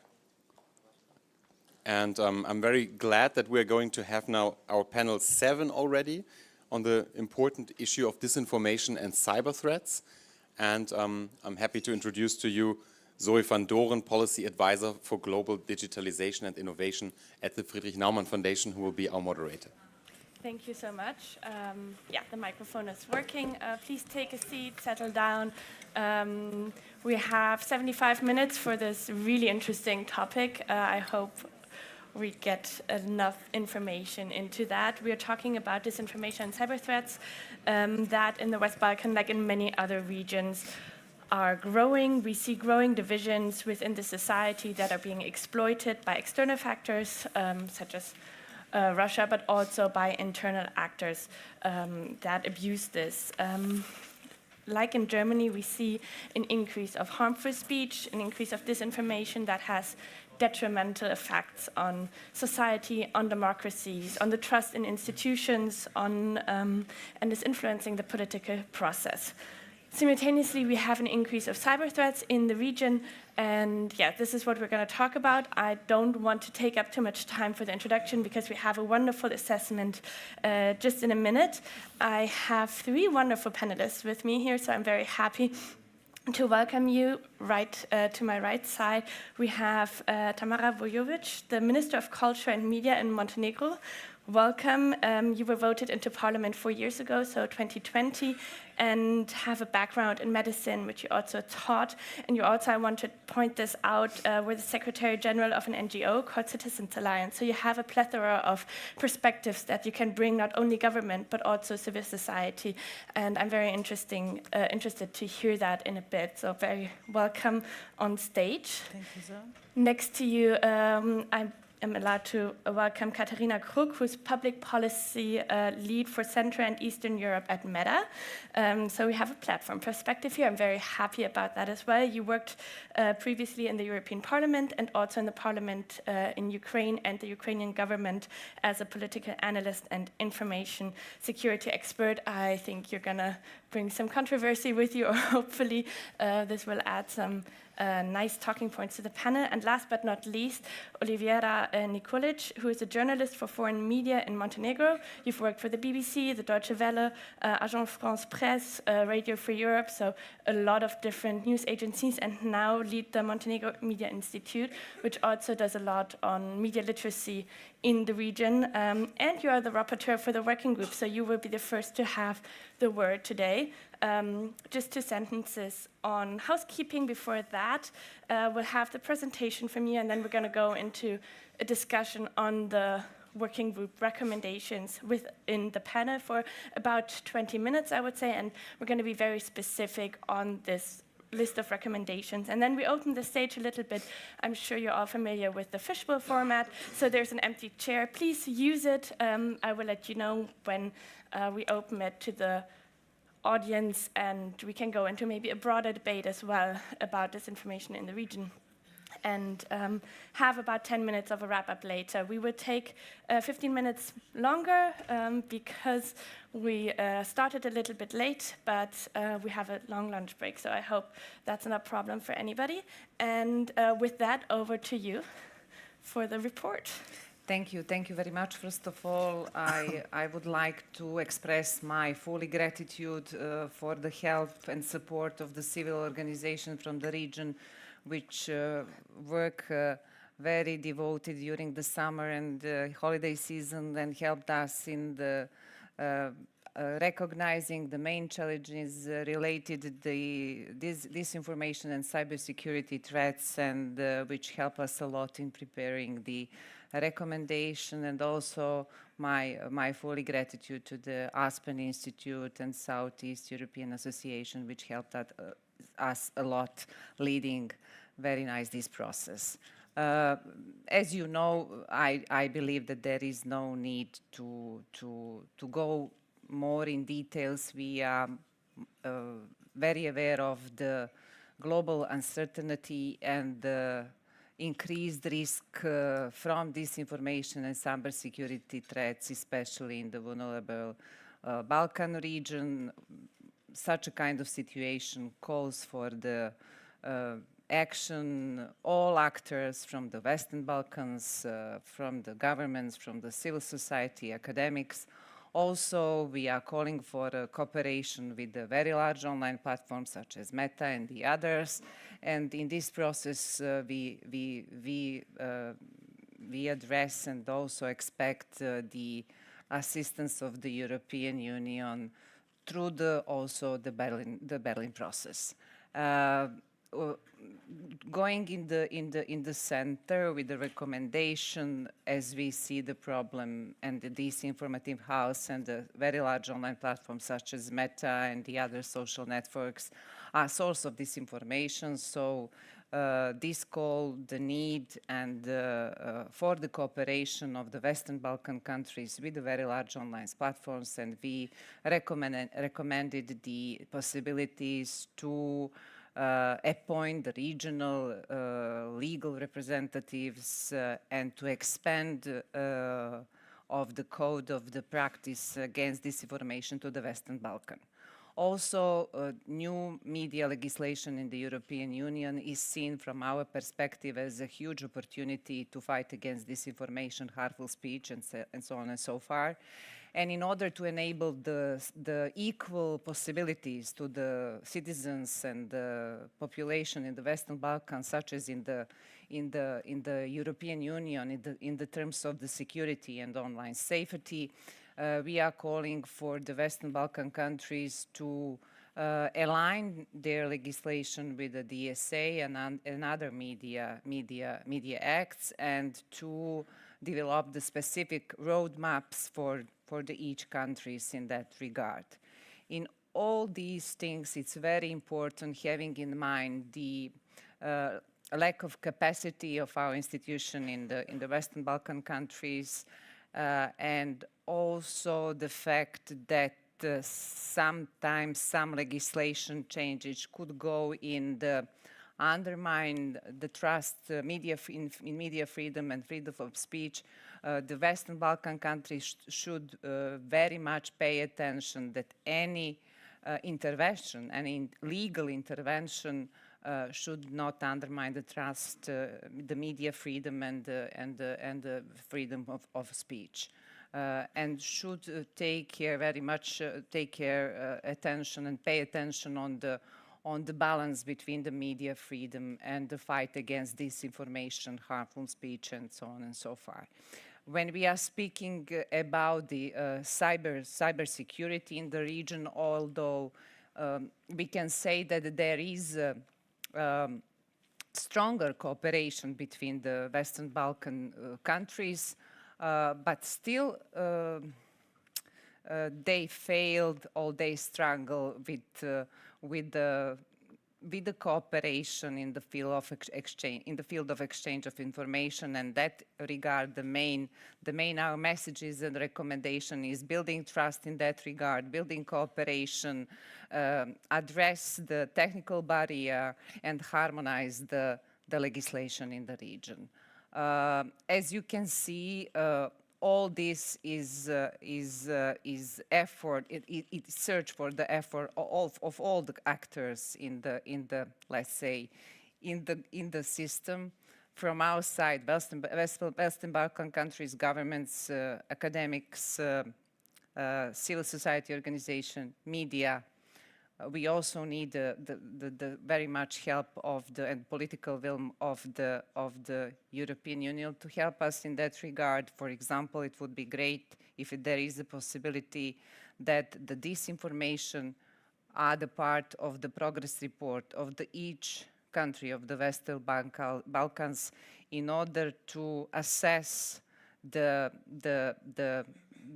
level of the threat which comes from the different countries and different local and foreign actors in order to follow and track disinfo trends in order to align the measures and instruments with the EU. That would be also helpful. So, general, to conclude, this called the action of all actors, the actors from the Western Balkan countries, from our society, multi-stakeholders efforts, and also we need the help of and assistance of the EU, and of course we hope in a better cooperation with the very large online platforms in combating disinformation and cybersecurity threats. Thank you for that great overview, and I would like to hand over to you, Minister, for a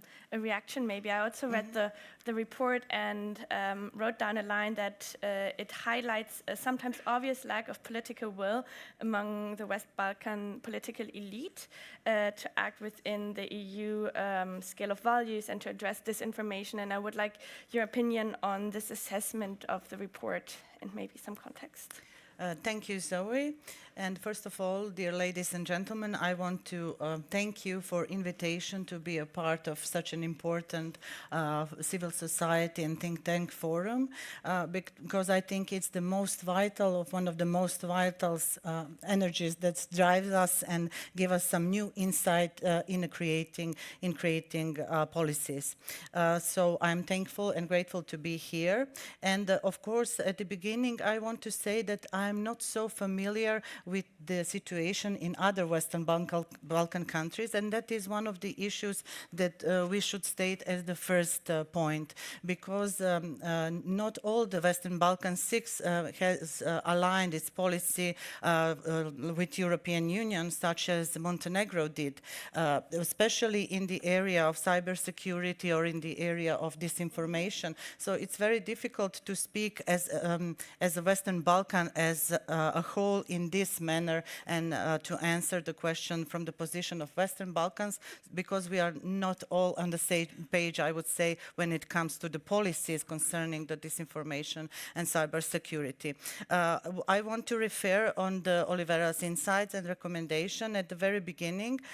In response to this valuable input from civil society, I am pleased to announce that we are embarking on an evaluation of 2 new EU regulations, Digital Service Act and Media Freedom Act in Montenegro, even though as a candidate country we are, well, not in a rush to do so. We just adopted 3 new media laws in June this year, and we got a positive interim benchmark assessment from European Commission by doing so. So for the moment, we are aligned for the time being, but at the same time we are trying to analyze what from the Digital Service Act and Media Freedom Act we have to incorporate in Montenegrin media laws, and not just in media laws, because those 2 directives interfere to many other laws in Montenegro. But I'm proud to say that in our media laws we already implemented something from the EMFA, such as, I would just state this, some recommendation, disclosure of sources, they're already protected by Montenegrin law, then urgent court proceeding for hatred speech, then journalist independence, or to say without interference, without political interference, have a free editorial policies, then many articles about ownership, transparency, that is very important, and less political influence in the public broadcasters. So these are some things that are in the ENFA that are already in the media law. Of course, there is much more to do, especially in Digital Service Act, but we plan to do such. And we will establish a working group, I think beginning next year, from the representative from non-governmental organization, media entities, media association, and academic community, just to see what we could and how we will make a time frame or a pathway to integrate DSA in our legislation. Another recommendation which was low-hanging fruit, maybe so does not need too much time to discuss. It is a balance between a freedom of expression and prevention of dissemination of harmful content. Of course, needless to say how important it is for Montenegro, and we are primarily guided by the standards established in European conventions. That is close and very fruitful cooperation with the Council of Europe and coordination with the representative of the media community. Then another recommendation was I think, media literacy. You did not specify it now, but media literacy is also low-hanging fruit, but there are many more things to do about media literacy. So we adopted a media strategy in Montenegro last October, following the action plan, which includes 15 planned measures at initial phase. One of the crucial ones is the forming of a national council for systematic planning and monitoring of all activity, kind of national council for media literacy, to develop a multi-year plan to raise the level of media literacy, organizing training, campaigns, develop necessary manuals, and so on. Then another, it was a need for cooperation between all the Western Balkan 6 in this particular topic. As we know, the Berlin process started in 2014, and it is vital for improving regional cooperation and integration of the countries of Western Balkan 6 into the European Union. And I have to say the cybersecurity and disinformation problems were at the early years. Sometimes it was a topic of Berlin Process Summit, sometimes some years it was not, and I'm very glad that this year we have a whole panel that is dedicated to it, because I think improving security standards is essential for the next years, because threats are more cyber and more digital, more than any other threats which are physical. So I think this is the reason that we have to, in ideal conditions, we would have to, all the Western Balkan states, to form a strong alliance against the disinformation and against the cybersecurity, but it is among the recommendations which are tough nut to crack, because of the reason I said at the beginning, that we are not on the same level, and we do not, as a 6 countries, we do not have the same answers to that question. So I am strongly for the better monitoring of implementation of cybersecurity laws in Western Balkans, and I hope it will be in every European Commission report how every country per se, how every country is implementing and how it is doing their strategies for cybersecurity and disinformation. And of course, we are strongly for the forming of strategic partnership to fight against disinformation and cybersecurity under Berlin Process umbrella. I saw in the recommendation that it was supposed to be under RCC, as CEFTA is. Maybe that is a thing to discuss and to consider, but I don't think for the near future, but for the, let's say, next few years, maybe something of that kind would be of a very interest of all the Balkan 6.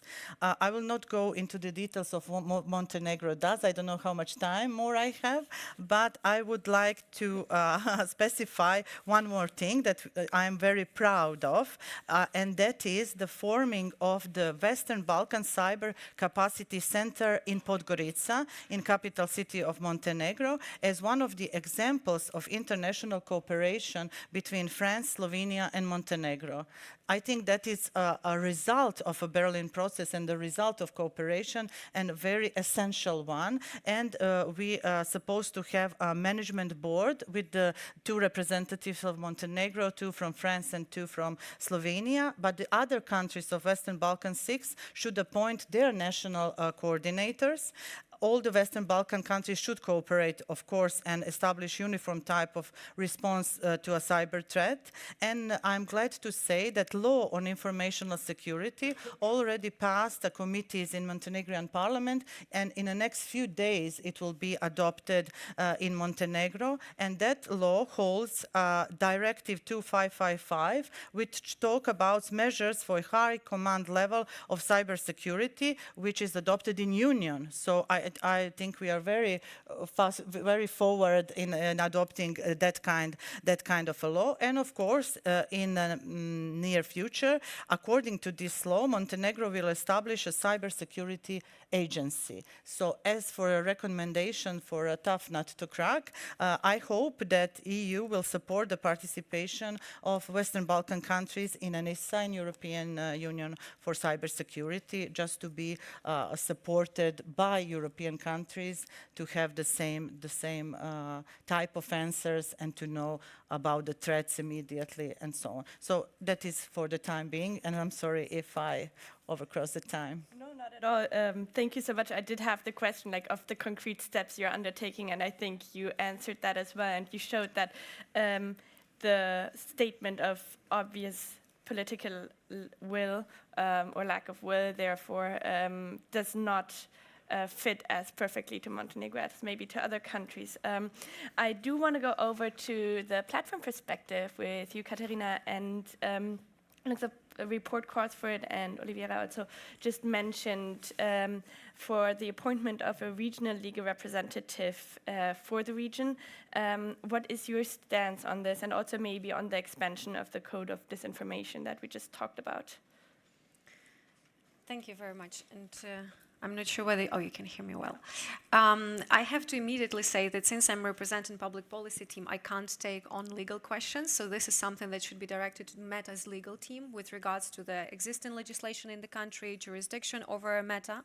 So as much as it is indeed important, very important issue to discuss, but I think we actually briefly discussed it also before the panel. There are some issues that require behind the closed doors discussions when we look at the legislation, when we look at the existing situation, and this is like totally different level of engagement based not on the political will, but on legal requirements and responsibilities of platforms. But before jumping into Meta's perspective and actually clarifying some of the definitions, because some of the things that I have heard that previous speakers have been sharing, internally we would use totally different terms for certain things, because first of all, we are a tech platform. Obviously, we're doing content moderation. We're seeing lots of different things, both positive but also negative, happening on our platforms. We see how people use them for good, for coming together, for solving issues, for responding to crises, but also we see how bad actors are abusing our platforms in the fact that they can share information to millions of people in country or abroad. But before all of that, and I'm happy to give you a quick readout of our policies and approaches, I just wanted to share that when you were reading my biography, I think what would be important to stress that I started working in the field of information security back in 2013 and 14. In the eve of Ukrainian revolution and when Russia was annexing Crimea and attacking eastern Ukraine and starting the war in 2014. So many of the, and I'm coming myself from the civil society perspective, I've been working as a fact checker and as an analyst of mechanisms of propaganda and how to share misinformation, how to start information operations. So I strongly sympathize with the civil society sector that is working on these issues. And trust me personally, but also many people at Meta, we aren't taking claims of importance of foreign interference, but also domestic interference lightly, because we have seen both from our personal practices, but also examples from the platform, that these are indeed incredibly serious things. However, the challenge is that when we're looking at the content as such from the big data perspective of what we're seeing that is being generated by ordinary users, but also bad actors, we have to think about keeping the balance and not going too harsh on several measures of taking down, removing content, applying strikes, because in most of the cases, it might mean that we aren't hurting bad actors who are well organized I can quickly change the operations, but we will be hurting people who have shared that some information, but they aren't always knowledgeable about every single aspect of the state's life or the geopolitics. So this is the thing that we're always trying to keep in mind, balancing freedom of expression, but also security, and at the same time, looking at data and knowing that as much as we're absolutely aware of bad actors abusing our platforms, we see that there are so many different positive engagements, and whatever measure we are taking, which obviously will be incredibly stark and would impact millions of people in a given country or a given region, we have to be really very smart and not become a censor actually of certain kinds of speeches. And then when it comes to misinformation, disinformation, and cybersecurity, so like these are three totally different buckets from Meta's perspective. And I will start probably from cybersecurity aspect because I think it's like for us, it's so starkly different from the content issues that it's like maybe I will start with just like a few words about how we're thinking about this and what we see is manifesting on our platform. So from the perspective of cybersecurity, meaning preventing hacking of accounts and getting access to accounts in order to download history of conversation, checking the list of friends and connections, or posting some misinformation from the verified accounts of state officials, of members of the parliament, of members of representatives of media or civil society organizations. What is important to understand that when we're looking at this approach from the global perspective and the numbers that we are seeing, while we are talking about rather narrow from perspective of numbers, approaches of foreign states, let it be so, foreign states globally, which are, can be seen as aggressive states, but also from the regional perspective, there would be like reconnaissance actions within some countries, but also within the region. We see that the numbers are actually very small.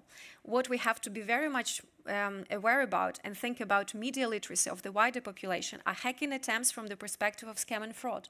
When business manager accounts are getting hacked, and by this, the access to credit cards of people being hacked as well, and they are losing money. Or, for example, they just not knowingly submit the information of their credit cards, banking accounts, because they think that they have won a lottery, or they can receive the support from state, for example, for running their small business.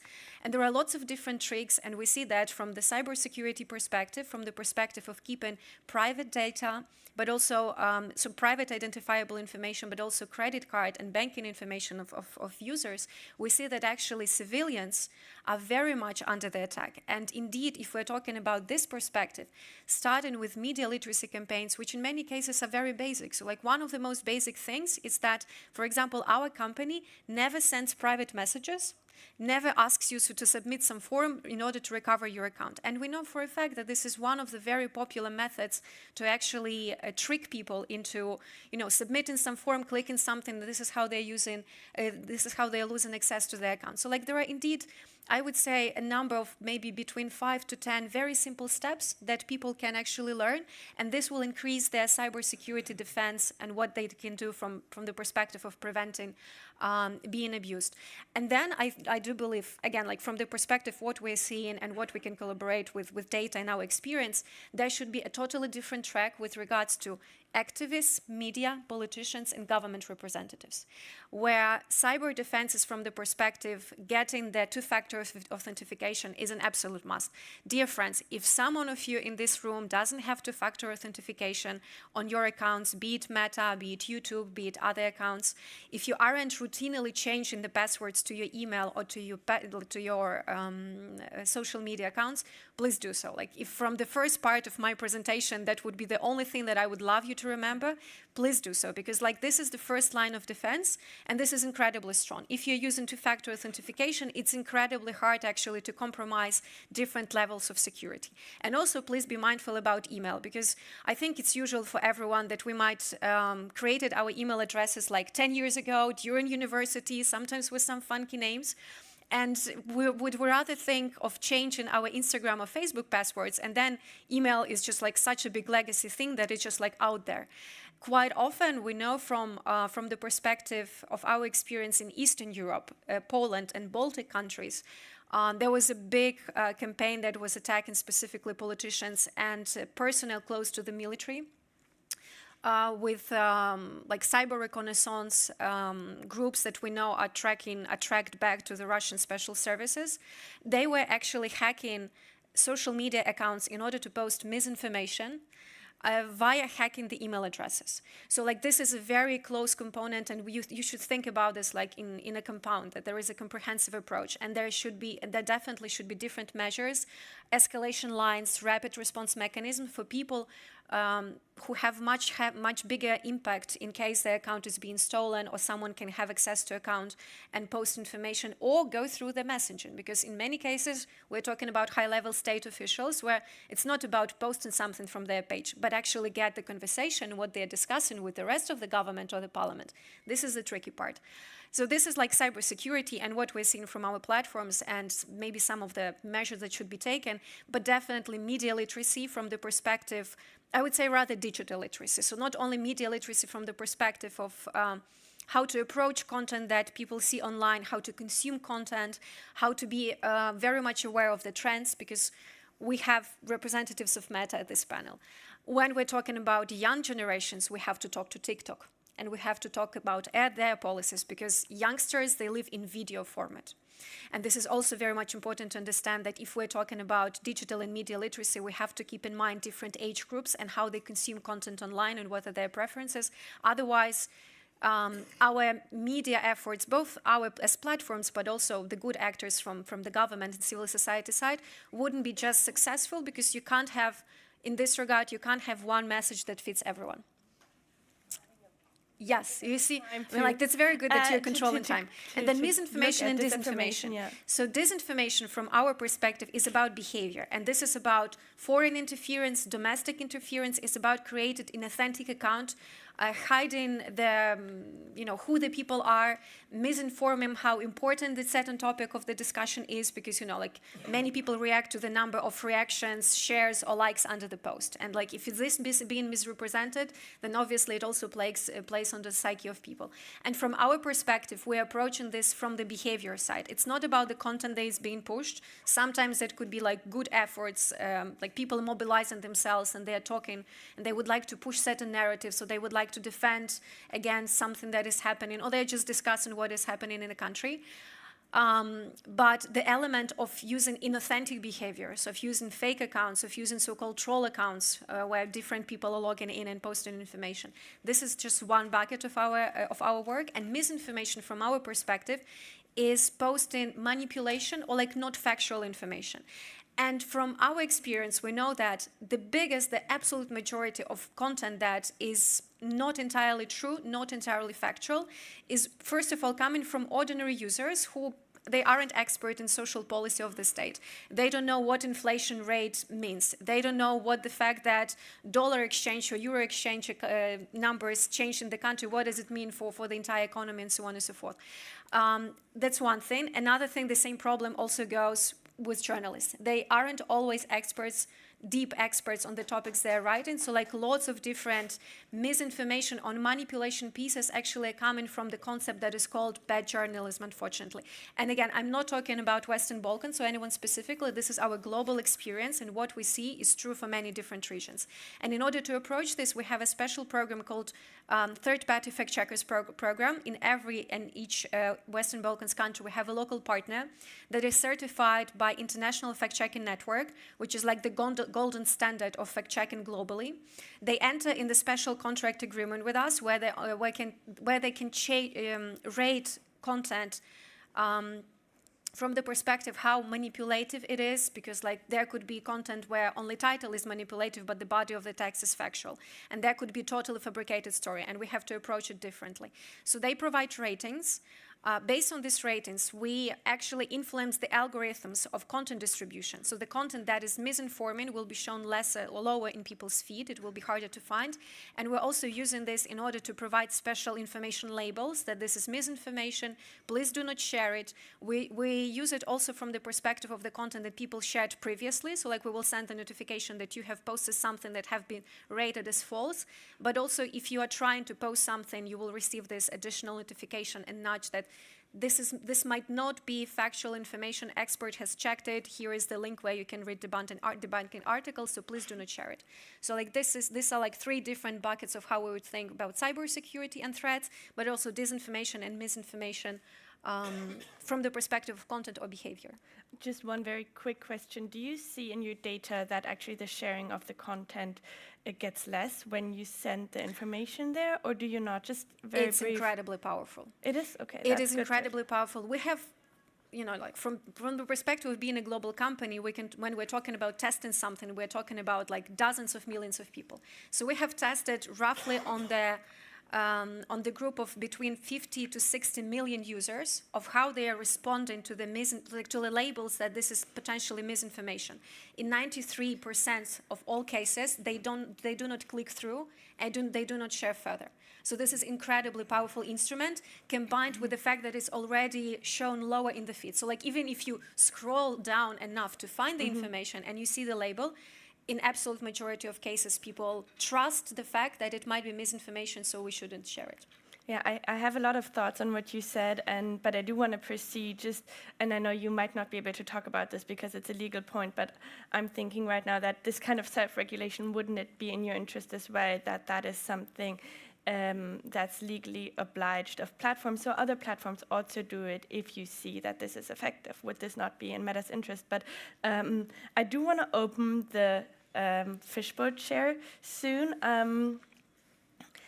Yes, I have one more question, and then feel free. I don't know if you can, if one person can come up to Oliviera. Before that, though, I just wanted to prepare you, but I see you're much more prepared than I am.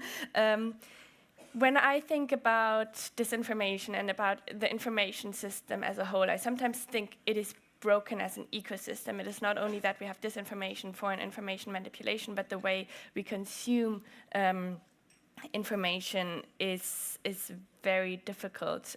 It's fragmented, it's polarizing, and I see in your recommendations, for example, you look a lot at social media, but we also have legacy media in the region that spreads disinformation, that spreads false narratives, and yeah, how do you balance the maybe different generational requirements as well to kind of counter this and to regain trust in an ecosystem that fundamentally pits people against each other? Of course, media has their part of responsibility, and it is huge. But when we are speaking about the media ecosystem today, we have a basic problem here. While there is over-regulation in the field of media, and why the media, professional media especially, fighting for sustainability, the social networks on the other side are avoiding any kind of regulations. They are more in the sphere of self-regulation. I'm speaking very general, although Meta does something in the past several years, and now we have this new regulation which EU and EU member states enforced.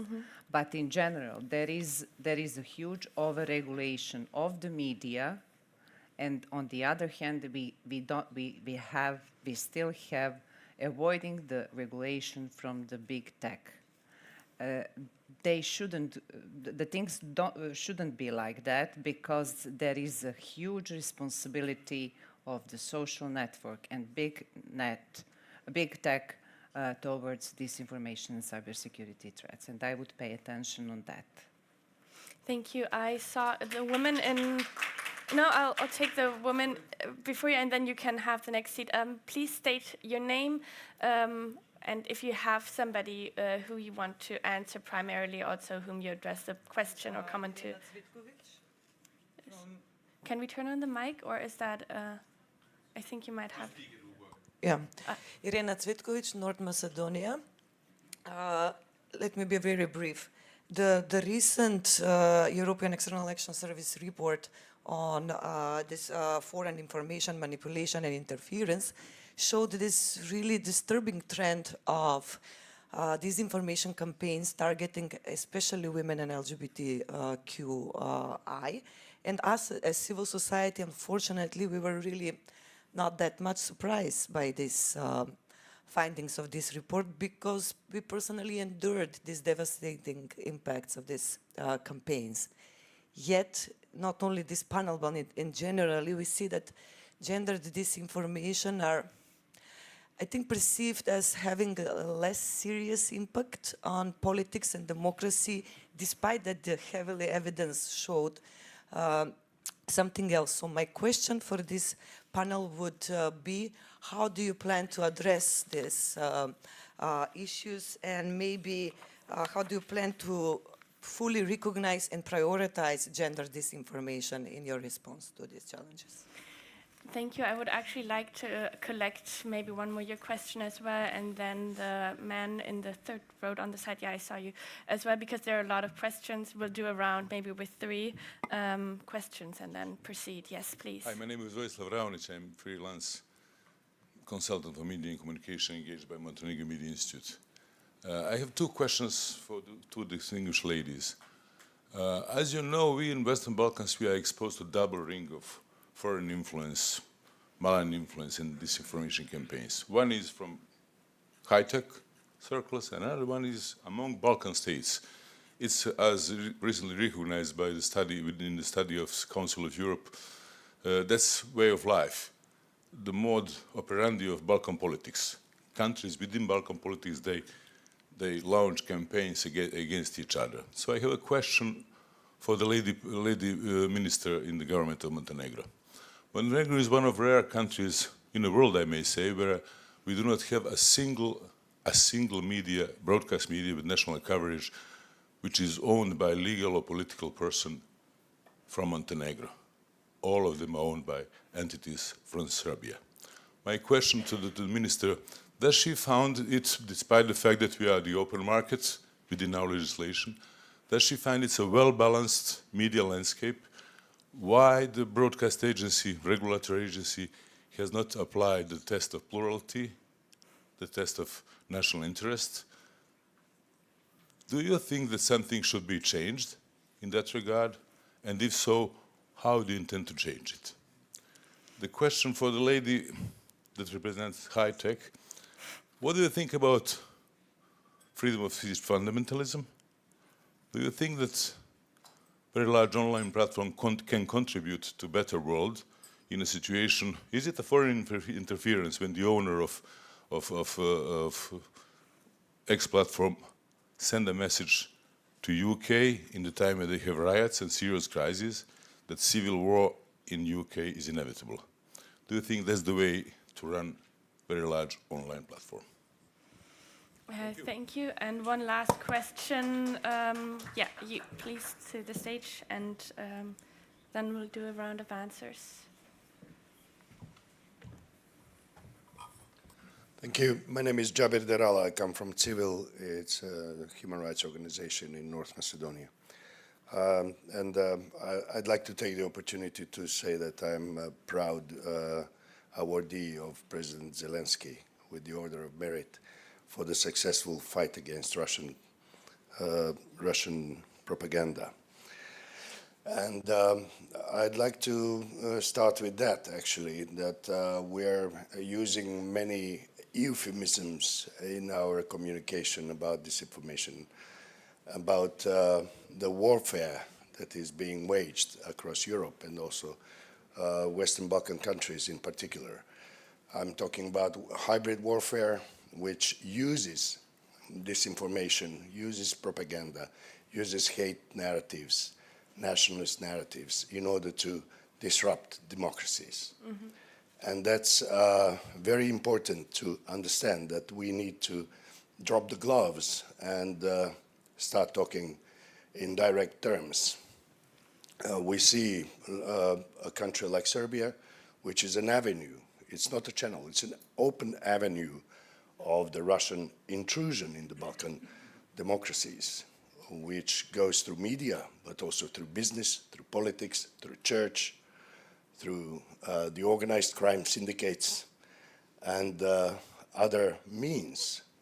That means that we need to really open our eyes and start talking in real terms with direct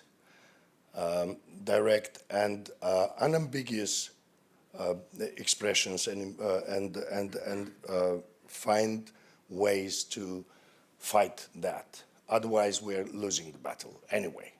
So my question would be, do you think it is possible to drop the gloves and start talking in direct terms with open platforms that directly point out the perpetrators of the warfare that is being waged, and especially having in mind that all these things are connected to ethics as well, not only professional standards, because we live in times of democracy, not democracy, where emotions are being stirred in order to disrupt democracies. Thank you very much. Thank you so much. So, I would start with the topic of gender disinformation. I think this is a problem internationally, and it also, I think, is a problem to democracy itself. It threatens democracy because it makes it harder, or it makes the hurdles harder for women to actually go into the public sphere, and that is very dangerous.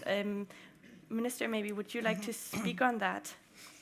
Yes, thank you all for the questions. The answer or my stance, or the stance of the government of Montenegro about the gender issues and the rising of the hate speech that is pointed against the LGBT community or gender-based violence, it is in rise in Montenegro, as I think is in the rest of the Western Balkans.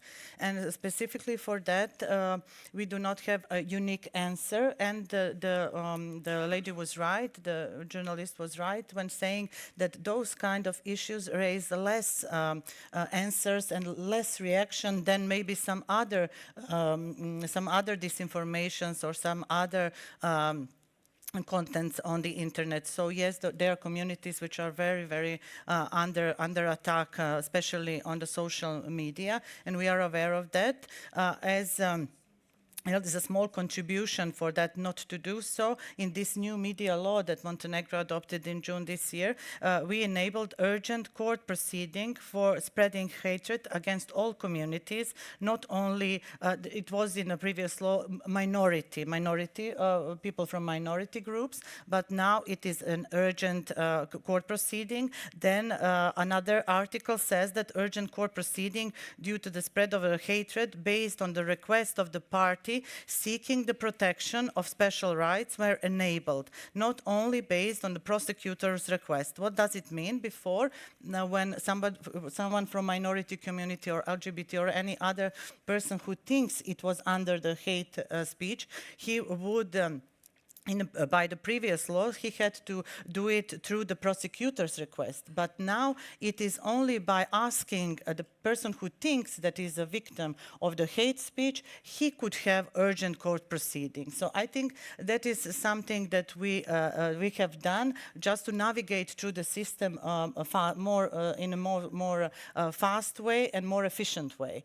Then it is a disclosure of sources. That was also one of the issues. Disclosure of sources is possible only based on a court decision, which led to fixing the interpretation that the prosecutor's request was significant. So when somebody is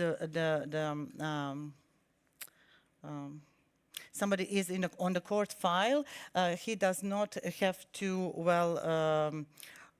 address or disclose his sources if that is not a victim but svedok. I cannot know the word. The witness, if the person is a witness in the case, he has not to be afraid to be disclosed. So those are the new things in the media laws that we did addressing this issue.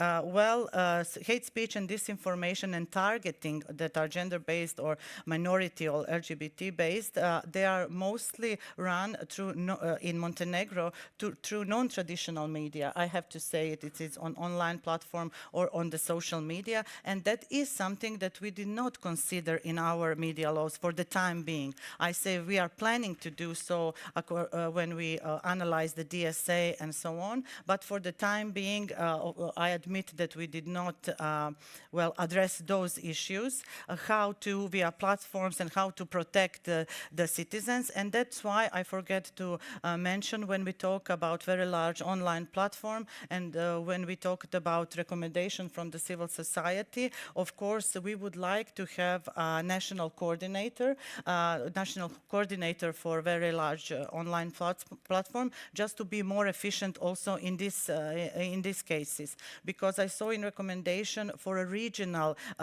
coordinator. As I said, region is very diverse, and sometimes I think it's very distant to cooperate and to talk about immediate problems that are happening online, especially gender-based violence or such. And I think we would benefit so much of a national legal representative who then, that every Western Balkan countries would have one, and then for them to be in direct and in very close contact with the regional large online platform representatives. I think that could be one of the answers to the being fast in the answering those questions. About the question of a gentleman about the public broadcaster and the publicly owned media in Montenegro, the gentleman is right.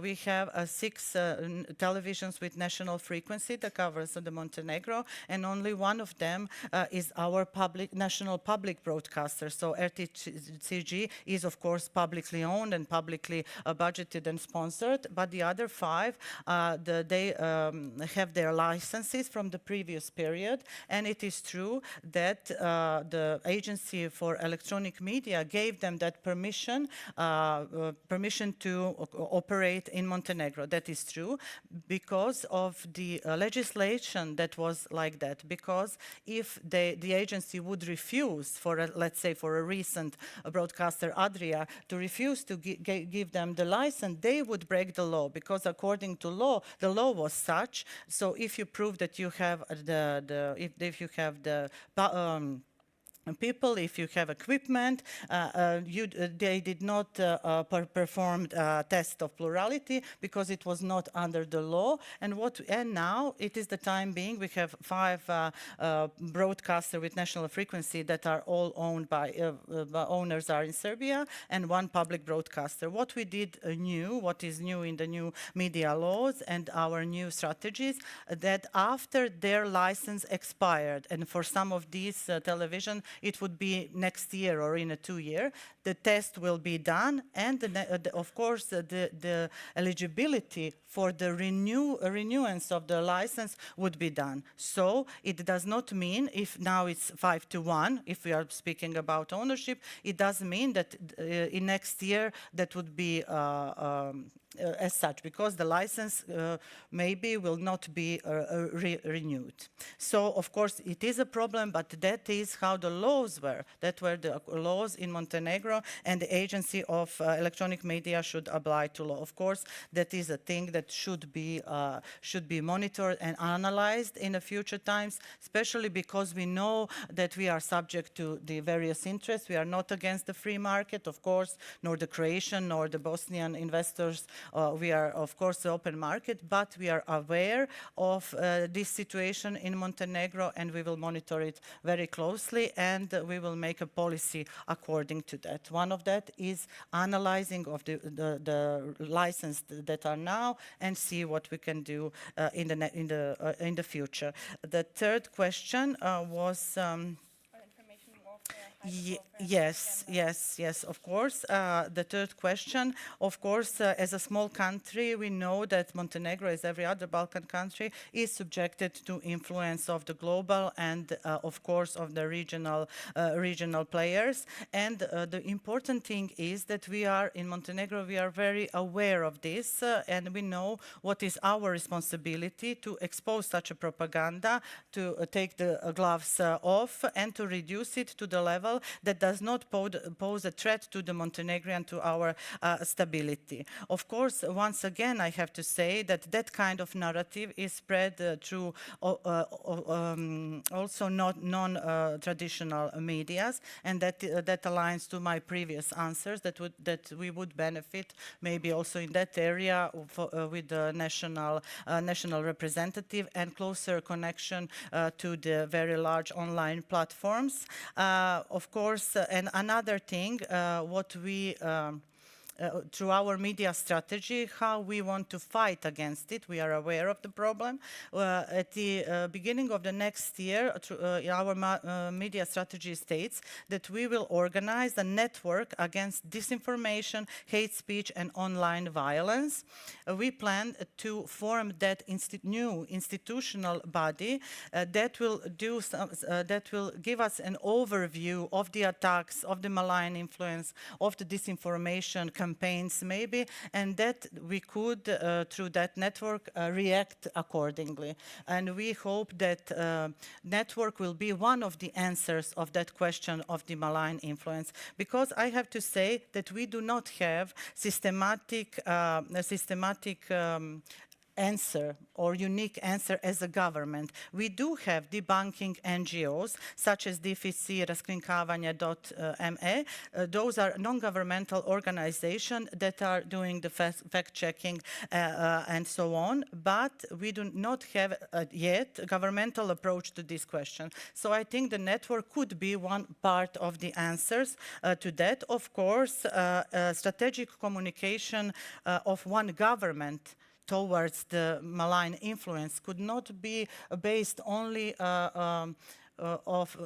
on analysis of 1 or 2 or 10 NGOs. It should be a multi-strategic approach of all the governmental and non-governmental bodies, and we have to have consensus of how to respond, when to respond, how intensive to respond, when to take off the gloves, of course. So we have to form alliance in Montenegro on the governmental level. We think the network is one of the things that could use. Debunking companies, of course, will be the part of the network. We already planned them to be in that network for fighting. But of course, we as a Western Balkan countries, as I said before, we should fight together against the disinformation and against the malign influence. And that's why I'm strongly for the forming of alliance and to all the partners to be participative, like the CEFTA is for economic, we to form a body or the kind of alliance against these malign influences from the region as well as the global. Thank you. I actually want to look at you, Katharina, as well, because we heard about the question on information warfare, the role of platforms, and you also earlier said that a lot of it is misinformation and not disinformation that is spread by private people who believe in that. But then we do see that a lot of narratives are implemented by foreign actors or by also internal actors. So we have foreign information manipulation, but we also have internal information manipulation, and that then is being taken up. And then, of course, it is legal and lawful for private citizens to post something, but the entire structure behind that, I think, often is problematic and is malign. So maybe you can touch upon the question of free speech and the role of platforms and how to strike a balance on platforms, and also on the point of information warfare. When do you see something as information warfare as a platform, and where do you see your responsibility to stop that? Thank you. But again, I would also allow myself to touch the gender question as well, because, you know, like, since many of things happening on our platforms, and again, excuse me for being so pedantic about the terms, but, you know, as public policy person, if I can give any representatives of state or civil society sector any advice about how to talk to platforms, we are operating based on community standards, and our community standards are public and are quite detailed. And, you know, like, because when I hear your question, there are like 10 different, totally different topics, which are belonging to 10 different teams. So like, depending on how you frame the question and what exactly is the problem, you would receive a different answer. So when we're talking about gender issues, like first thing that we have to keep in mind that the the most important thing, like the golden standard, and the only reason why we would make any kind of content decisions being like taking down, applying strikes for people who are violating, is the violation of our community standards. Hate speech and attacking people based on their protected characteristics and gender will be one of them, is the violation of our community standards. It doesn't have to be misinformation campaign. It doesn't have to be financed by foreign agents or some local agents. If there is an attack or an individual based on, like, if it's a hate speech or it's a bullying and harassment, this is something that has to be taken down. It can be reported internally. Sometimes we're doing proactive sweeps in order to take it down as well. For journalists and activists, there exist separate portals where we explain what are the additional measures that they can use, even on the level of the account. If you're running, for example, a page, like you can have, for example, as simple as it is, like keywords that you wouldn't be allowed certain comments being published because they contain already hate speech or bullying and harassment. So like from the tooling perspective, there are already some measures, and like this is content policy. It doesn't have to do anything. It can be one person that is attacking someone based on their protected characteristics, and this is already a violation, and it will be taken down. From the perspective of mis and disinformation, again, like if this is misinformation and fact checkers are checking it, like we can talk about some different narratives, misrepresentation of concepts, but like this is still a bit different than attacking someone because they represent this gender or this identity and not the other. And disinformation, and quite often what we would see, there can be a combination of disinformation campaigns that are attacking certain individual or political parties or even worldview, you know, like calling someone being representative of an ideology, if we're talking about gender identities, yes, and like not talking about people and concepts. This is already something that is hurtful and really very painful for people who are attacked. So, like, if we even talking about disinformation, but there is an element of our violation of community standards, we're talking about combination of two policies, and like we will be taking down content, but we also will be taking down accounts who are spreading this. So again, like there are lots of nitty-gritties in the details. The thing is that how you can report this, how you can work with state structures to like combine it, not only taking down information on social media, but obviously are there any repercussions for real life people, institutions, organizations who run this type of campaigns. And at this point, it's important to understand that we aren't law enforcement. We are technical platforms that are responsible for the content that being posted on our platforms and how we use algorithmic solutions to spread it. However, our role is stopping on this one. Like we wouldn't be able to work like a law enforcement agency in a given country and go offline and find the group who is standing behind it because we simply don't have instruments. We only have information that we have based on our platform. But again, like, and there are special resources for civil society activists and journalists in order how they can protect themselves from different types of attacks, be it hate speech and bullying and harassment, and like it's useful to familiarize themselves because even from the tooling perspective, there are special things. Now, honestly, I mean, I don't think that I'm in a position to comment the CEO actions of a different company while representing another big tech platform. So I will like respectfully drop this question. But you know, like the thing that, and I already touched upon this in my speech, from the perspective of content policies, and we are making decisions based on content policies. There is no automation, algorithms, classifiers, or our human content moderators. They are taking down content because they don't like it or because they are biased. Like we have built so many different safeguards in the system. We are doing every 3-day check-ins of what is going on because we understand the responsibility. Providing the freedom, the place where people can speak freely and respecting the voice, and at the same time, creating the safe space where they can feel safe and not attacked. And again, like we're talking about democratic countries, we're talking about more fragile countries, and we're talking about authoritarian countries where social media would be the only means where people can share their point of view, because otherwise they will face legal repercussions from the state. Or, you know, one of the countries that I'm covering is Ukraine with an ongoing invasion. And for many people from the occupied regions, but also from the perspective of the entire country, how they're living through the trauma of what is going on with them, having access to social media and being able to share it is of utmost importance, both internally for the country, but also how they share this information experience with the rest of the world. And then going to your question, I mean, like, I think it's pretty ironically to have Meta answering this.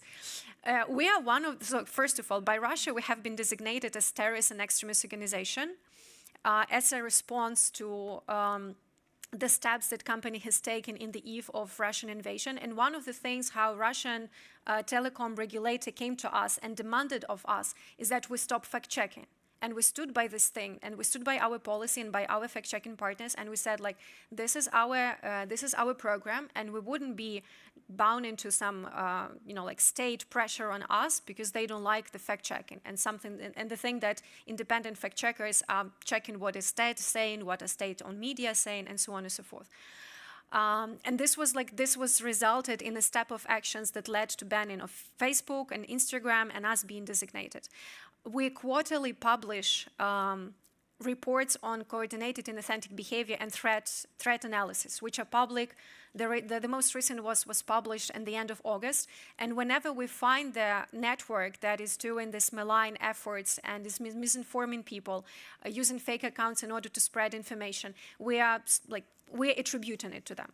So far from Western Balkans regions, we have attributed networks to North Macedonia, which were running so-called troll farms, attacking both North Macedonia, but also, it was service for hire. So they were attacking someone in the US, someone in China, India, and so on and so forth. The most recent one was from Serbia, and we found links to the ruling party, and we as a company, we said it straightforwardly.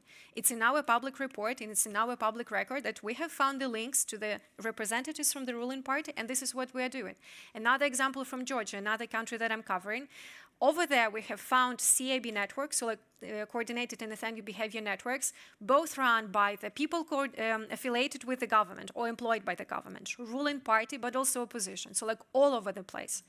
And every single time we have been disclosing this information, every single time we have solid grounds in order to claim that we can establish the connection, or we know people, organizations, and we are saying it out loud. Even if it results that government doesn't want to talk to us, even if there is, huge hate campaign in the country claiming that we are siding with this political side or another. So, from this perspective, I'm really fairly strongly standing on the point that we have done a lot, not only from the perspective of taking down, but also disclosing what we have taken down. It's called Threat Analysis Reports. You can find it at the Transparency Center at Meta. And it continues being the case. Every single time we will find another network from this region or from the other, we will be disclosing information, and we aren't playing with words. We are saying straightforwardly, this is disinformation, or this is foreign interference, and we are attributing this to the government, to country, if we find the links. So from that perspective, we have rather strong standing, I would say. I would like to take 2 more questions and then wrap up. Please be very brief. I see the woman in the green in the back over there, and I've seen you waving at me for quite a while. So maybe if you can come, and please be very brief, because we have 10 minutes left, and I do want to have a little bit of a wrap up from my panelists as well.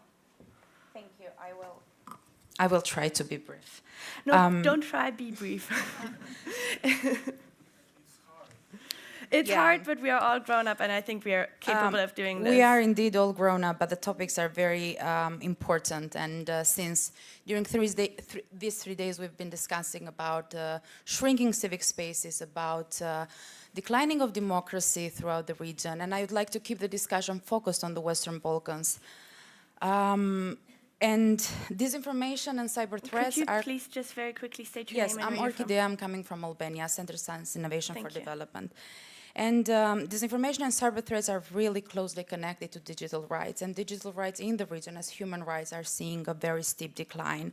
And while I understand and welcome what the representative of Meta was talking about, this is a very nice space for us as civil society also to engage with them, since it's very hard to get in touch with them on a daily basis. And attacks in the region are multi-layered, especially domestic attacks throughout to civil society and the media as well. But I have just 2 questions, or I don't know, because I believe that this panel also has the power to go back to your places of work and also take some messages there and to see and to stir some sort of change. The EU, we know, is protected in terms of this relation with very large platforms, and I also welcome the recommendations on the on the report on having the EU as an interlocutor with the platforms to have legal representatives in the region, because this is we are quite lacking, and this is quite a necessity for us. But the EU is protected by GDPR, and many countries of the region have already approximated their legislation with GDPR. Some other countries are on the way to doing that, but we are not protected. And the most recent case of training AI models with public data of Meta users is one of the cases where EU countries, you know, they are protected, but when it comes to the Western Balkans, we are removed the choice to be part or not of these elements. And for us, data is very important because we are not being only misused, our data is not being only misused by different platforms, but also from our own governments. And my second question actually regards, and I would like to, sorry. That was more a comment than a question, I guess. The question of... No, yeah, it's a, how do you see that, and how can we get a resolution when it comes to that? Because we are, so the use of training AI models with data from Western Balkans, because as I mentioned, there are civil society organizations in the region taking upon and taking that issue up, but since this is a platform for us to ask the question. And also we're part of this Southeast Regional Digital Rights Network, which includes more than 30 organizations of the region working in different areas on digital rights. And I would like to just mention an article from July 12 in 2024 saying the guessing game Facebook's unpredictable algorithm removes content on Srebrenica genocide. That's an issue. So you mentioned the algorithm, you develop algorithms and they regulate or they regulate content production. But that has been an issue for civil society organizations, but also for populations. The panel before this one was about reconciliation, and it's not only an issue that regards how countries are communicating with each other, but also the way that the platforms are introducing or not data. And I would like to have some sort of feedback from you on that as well, because sorry, on Srebrenica or on what? On reconciliation? No, the question and your comment would be very much welcomed on how the algorithms are banning the use of genocide and removing content, including the name. But the Bosnian market is a very small one, and the whole Western Balkans market is quite a small one when it comes to that, and this content is being removed from Facebook algorithms. Thank you. We're running very late, so I'll have we have a break, we have lunch afterwards. You're probably free to engage in comments as well, but please, please, please, I'll give you a minute and I'll actually cut you off if you are not quick enough. All right. I'm Filip Stanovski from Metamorphosis Foundation from North Macedonia. Yeah. We come from a background of organization striving for digital rights, but also as fact checkers, part of all the relevant mentioned networks. And I would like to emphasize what Olivera already mentioned, the building of trust as a precondition for countering disinformation, because a few years ago there was even denial of the problem of disinformation as such, while our experience is that in order to have a proper response, and there needs to be a systemic response, and to do it in an inclusive way in order to build the trust. Because in North Macedonia, we had an initiative by 11 NGOs, including here present Civil, who pushed the government, which showed political will at the time, to start the process of creating a national strategy for resilience to disinformation. However, as elsewhere in the Balkans, we had elections and the process is on pause. We hope to continue it, but I would like also to appeal to the international community to help such grassroots initiatives in a way also from top down, because as part of the European integration and enlargement process, the countries are now obliged to include FIMI as part of Chapter 31 of the Acquis, which is the Foreign Security and Defense Policy. So expanding the view on disinformation, not only as a media problem, which we discussed to a degree, but also as a security problem and a problem that affects all sectors of society, including the private sector. So I would like to ask what you think are the steps that need to be taken by both the international community, the donors, then the civil society and the national institutions in order to build this trust? What would you recommend from Thank your you. own perspectives? Thank you. We'll have a brief, very brief wrap-up. So I'll love to start with you, Oliveira. And you can also go just like a brief wrap-up. What are the steps to take? I think maybe you can also tie back to report on that. And yeah. 2 minutes. I would say mindset. Mindset. That is long-term task for all of us. When I'm saying mindset, I would say that we can see very often how politicians manipulate and misusing the informative chaos which we live now. So the responsibility is the part from the media, the part from the government, and also the part of the social network and big tech. We are all the part of the problem and also the part of the solution. We have a huge responsibility, but not equal one, because the power is there in the governments and is in tech companies. Thank you, Katerina. And I think maybe the AI training data question for me doesn't go directly towards this information. And because we're short on time, maybe you can also engage into that discussion. But I think that was more of a comment on you to be more aware and that. But maybe you can touch upon the algorithms, the freedom of speech, how you balance that with a closing remark as well. You want me to fit the answer about algorithms into, like, it would take us 2 days because, like, the thing is that it shouldn't be taken lightly. That's one thing. Like, that's not one algorithm. There are different algorithms for different subsections of different platforms, be it Facebook or Instagram. Another thing is that there is lots of information that is already publicly available. And quite often the issue that we have facing lots of different interlocutors from states represented public sector, civil society, is that I can say that they aren't always know very well what they are talking about based on the information that has already been provided. And quite often, like, it creates unnecessary time back and forth because we have to educate, first of all, to understand what definitions we're using, what exactly is being meant by this side or another.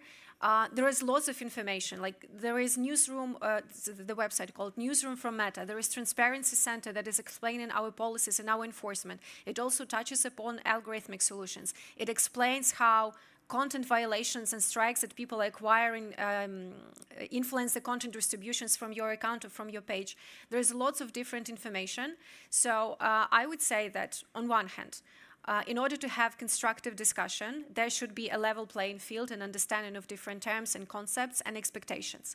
From this perspective, it's important to understand that be it Alphabet, be it Meta, be it X, be it TikTok, you're talking, first of all, to big technological companies that are quite often might have a different view of how we're approaching things and how we're approaching solutions, because we can introduce technical solution, but it's not always something that is needed given some pressure on social issues in a given country or specific challenges. So like that's one level you have to learn. We have to learn, obviously, one another. We have to understand what kind of state structure we're talking about, what kind of civil society coalition or specific interests we're talking about. But I also would like to ask lots of different partners to be mindful that, yes, big tech is a specific platform, this is a specific beast, let's say so. And that is why there should also be some kind of approach and understanding that these are platforms that are functioning in a specific way. There are content policies, there is a content governance that we are using, and so on and so forth. And probably the last thing that I would actually say from the perspective of how to, because one of the parts of the both problems and solution is that how to get in touch. So in many cases, there would be either trusted partners in a given country or fact-checking organizations that have direct line of contact with us, managers who are overseeing them, and so on and so forth. And instead of reinventing the wheel and trying to find 20 different points of contact to big tech, you have to actually coordinate with each other.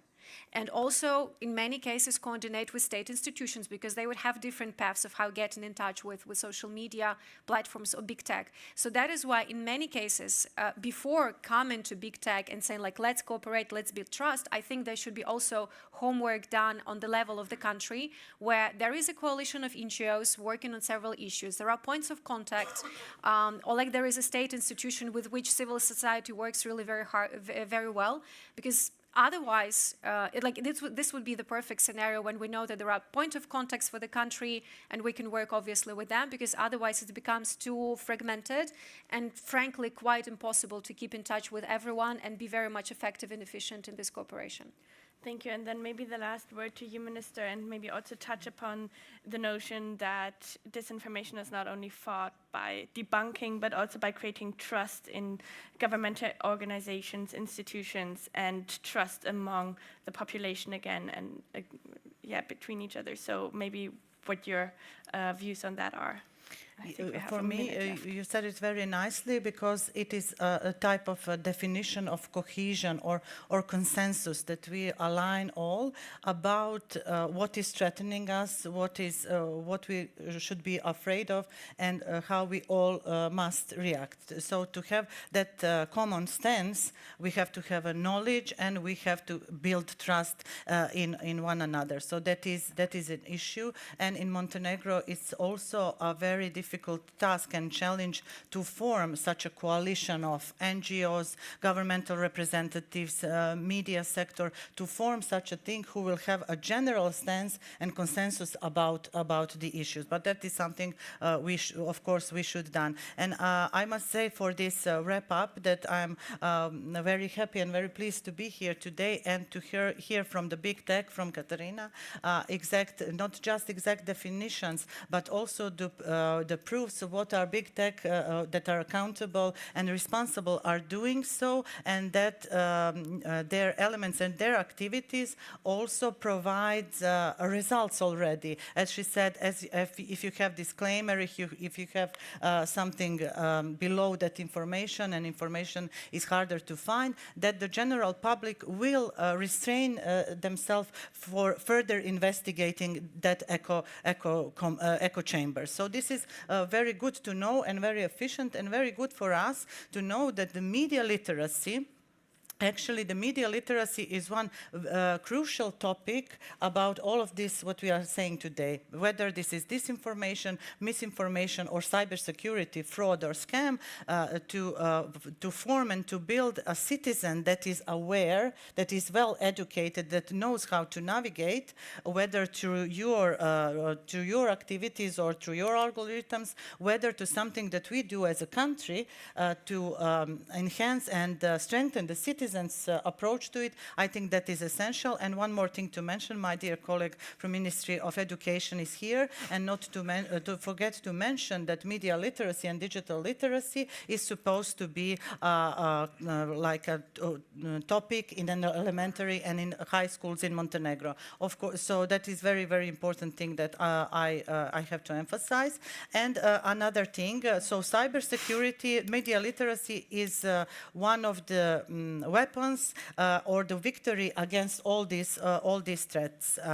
Next thing I wanted to say and to refer to national strategy. Very short. Very short. National strategy against disinformation, as the gentleman from Macedonia said, whether it's coming from NGOs or for governmental, that is something I would strongly support. And of course, all the things that we're talking here today, especially those low-hanging fruit recommendations, is something to work on and to look forward to be fulfilled in, let's say, a year or two, and we could be satisfied with that. Thank you so much. I feel like your report has done a great service to people who are engaged and who want to do better, and who are taking up maybe the low-hanging fruits to start with. This is a very important discussion. I see that there are a lot of questions left unanswered or comments left unsaid. I hope we have the opportunity to do so while eating something, and then later in conversation as well. But first of all, thank you so much. I learned a lot today. It was very interesting talking to you, and I hope you have a wonderful Friday. Thank you.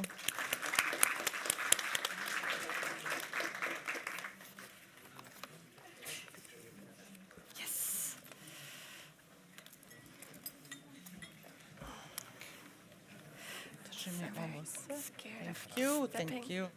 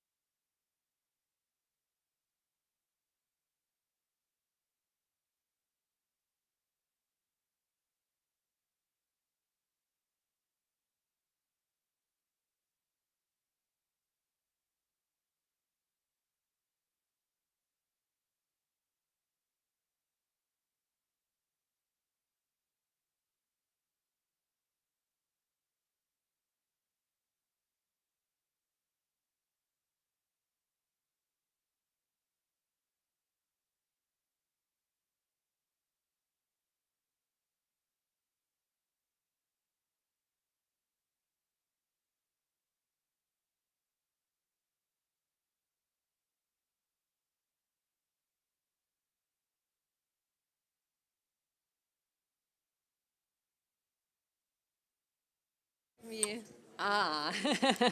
So I would like to ask everybody to come on in, close the doors, and to reconvene for our last real panel of today. And it is another exciting panel with a lot of government representatives on here, and a fantastic moderator who I'm going to hand over in a second, who we always love to work with. Thank you so much, and I hand over to you, Adelheid. Thank you, Stormy. I'm not sure on which mic I should use, this one or that one? No. Okay. So, welcome again, and I hope you all had a fantastic and networking lunch. We are approaching the end of the Civil Society Forum, and this is our last but not least panel. Thank you very much for giving us the chance to talk about the future. Today, this morning, we started with the past, dealing with the past, and now we are dealing with the future. And we already learned from our speakers in the morning a lot about their expectations. What do they expect from the youth in the Western Balkans? And I see this as a burden also on the shoulders of the youth. And so there are high expectations on youth. And but I can promise you that we will have very professional young representatives here on our panel. And we are very lucky that for the first time, Christian, we are not sure, but we think that is right, have a combination with the Youth Forum. And this is also a bridging panel. So we we finalize the Civil Society Forum, and we look into what's coming up on Monday and Tuesday, the Youth Forum. So you have here representative from the Youth Forum, and you are all here representatives from the Civil Society Forum. A bit of housekeeping. We will try to set up a different kind of discussion. So everybody is invited all the time to give comments and questions. And our main question is how to make a difference.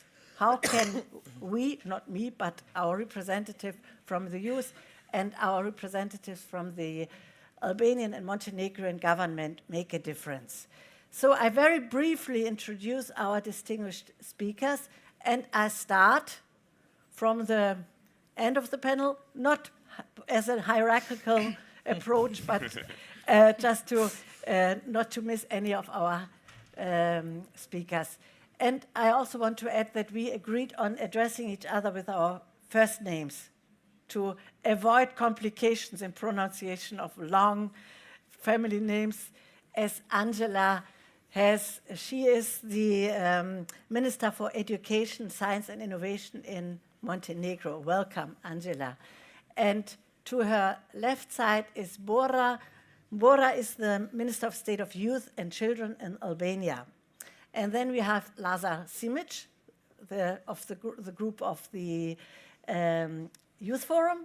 Lazar is a media expert from Serbia. And then we have Ensara. Ensara is a local branch officer of RICO in Tirana. And then we have Envera. Envera comes from Sarajevo, and she is very active in art and museum, and she also works with the famous War Child Museum in Sarajevo, may I say. This is I think one of the very interesting and respective museums dealing with the past. And last but not least, to my right, I have Adrian. Adrian is a student from Germany, Stuttgart, and he speaks for the diaspora, for young people abroad. So we have agreed on this to make a difference of how everybody is addressing the others. So I will only throw the first ball to Ensara. She is here on behalf of RICO, and my question to her is, as a beginning, so what do you need to fulfill your mission? And you can tell this to the representative from the civil society, but also to the politicians who are represented here. Thank you, Adelheid. It's an honor for me to be here today and represent RICO, especially since in the first panel, on the first day, we had also our Secretary General talking about the achievements in the 10th year of Berlin Summit, and now it's my turn to represent RICO again and emphasize on what we are doing. As Adel had said before, we start with a youth forum on Sunday on the 13th, and then we continue on the 14th of October as part of the 10-year anniversary, and we were created by the Berlin Summit, so this is, I think, one of our biggest achievements. Based on your question, what we need to achieve, I would want to emphasize again the RICO's motto: a better region starts with you, but with youth. So what we need to achieve and to improve ourselves is more regional programs, more youth engaged in our programs, and why not continue our legacy in many, many more years to come together. And since I have to drop the ball to someone else, I would want to impose the question to Miss Angela. I know it's not the usual panels that we discuss, but we agreed in this, so I would want to ask, given the high immigration rates of young people in the Western Balkan, how is the education system adapting to provide skills and opportunities that can encourage youth to stay and contribute to their local communities' development? First of all, I would like to greet you all in the name of the Ministry of Education, Science and Innovation of Montenegro. Before becoming a minister, I used to be university professor for 20 years. So for me, it's really honor and pleasure to have this panel with young people, because actually this is the situation where I feel the most comfortable, and this is the panel where we can really get great feedback and great suggestions of young people that are our future. Before answering your question, I would like to mention something that a few days ago I read one great book of one American writer. It is Artificial Intelligence Economy. And that book actually describes in a great manner what is the biggest challenge of the society today. And that is actually the distance between people. There is one great quote, and I would like to read it. Being connected with anyone, no matter how distant, has distanced us from everyone, no matter how close. So I think that not only for Western Balkan countries, but for the whole world, actually we have to first face the challenge that is based on the distance. That distance may be caused by different factors, by miscommunication, misunderstanding, mistolerance, and all other things. And that is why it is extremely important to have these young people here to give us advices how we should face all these challenges. In Montenegro, I may share with you the experiences of Montenegro. We had huge problems regarding migration of young people, especially young people that finished universities and secondary schools that didn't find some appropriate ambient in Montenegro to continue their professional career. And not for many years, but for many decades, we had that kind of problems that actually the best young people decided to go somewhere abroad and to build their professional career abroad. We define that as one of the greatest problems of our society, because without young people, it is not possible to have future of one society. That is why we created completely new legal and strategic acts in order to define completely new legislation and strategic framework and to try to do everything that is possible in order to keep all these people in Montenegro. Except that legislation and strategic acts, we also put a lot of efforts in order to include young people in making all decisions at all levels of education, and that is why students and graduate students are members of all bodies at all different levels, not only at university level, but also in government level, and that is defined by our laws. At least 20% of all bodies, all commissions consist of students in order to hear their voices and to include all their suggestions, advices, and so on. We also try to do something regarding economic status of students in Montenegro. So in the previous period of time, we increased all financial support to students, especially regarding scholarships and all other supports that we provide as a government. And something that we also identified as one of the problems is the lack of space for students, especially in the capital city. So we miss the dormitories. You know that the prices for renting apartments now are much bigger than it used to be several years ago. And that is why we provided completely new dormitory in the capital city. We also defined completely new programs in order to support young people for master and PhD programs. So we defined that more than 6 million euros will be allocated to support PhD students from Montenegro that spent their studies not only in Montenegro but at some of the most prestigious world universities. So I think that the combination of activities regarding strategies, laws, economic standard of students, and also continuous communication with students is the only thing that may solve this problem. We also introduced one new program that all students that graduate, they have the opportunity to have their professional practice for 9 months. The salaries are provided by the government of Montenegro.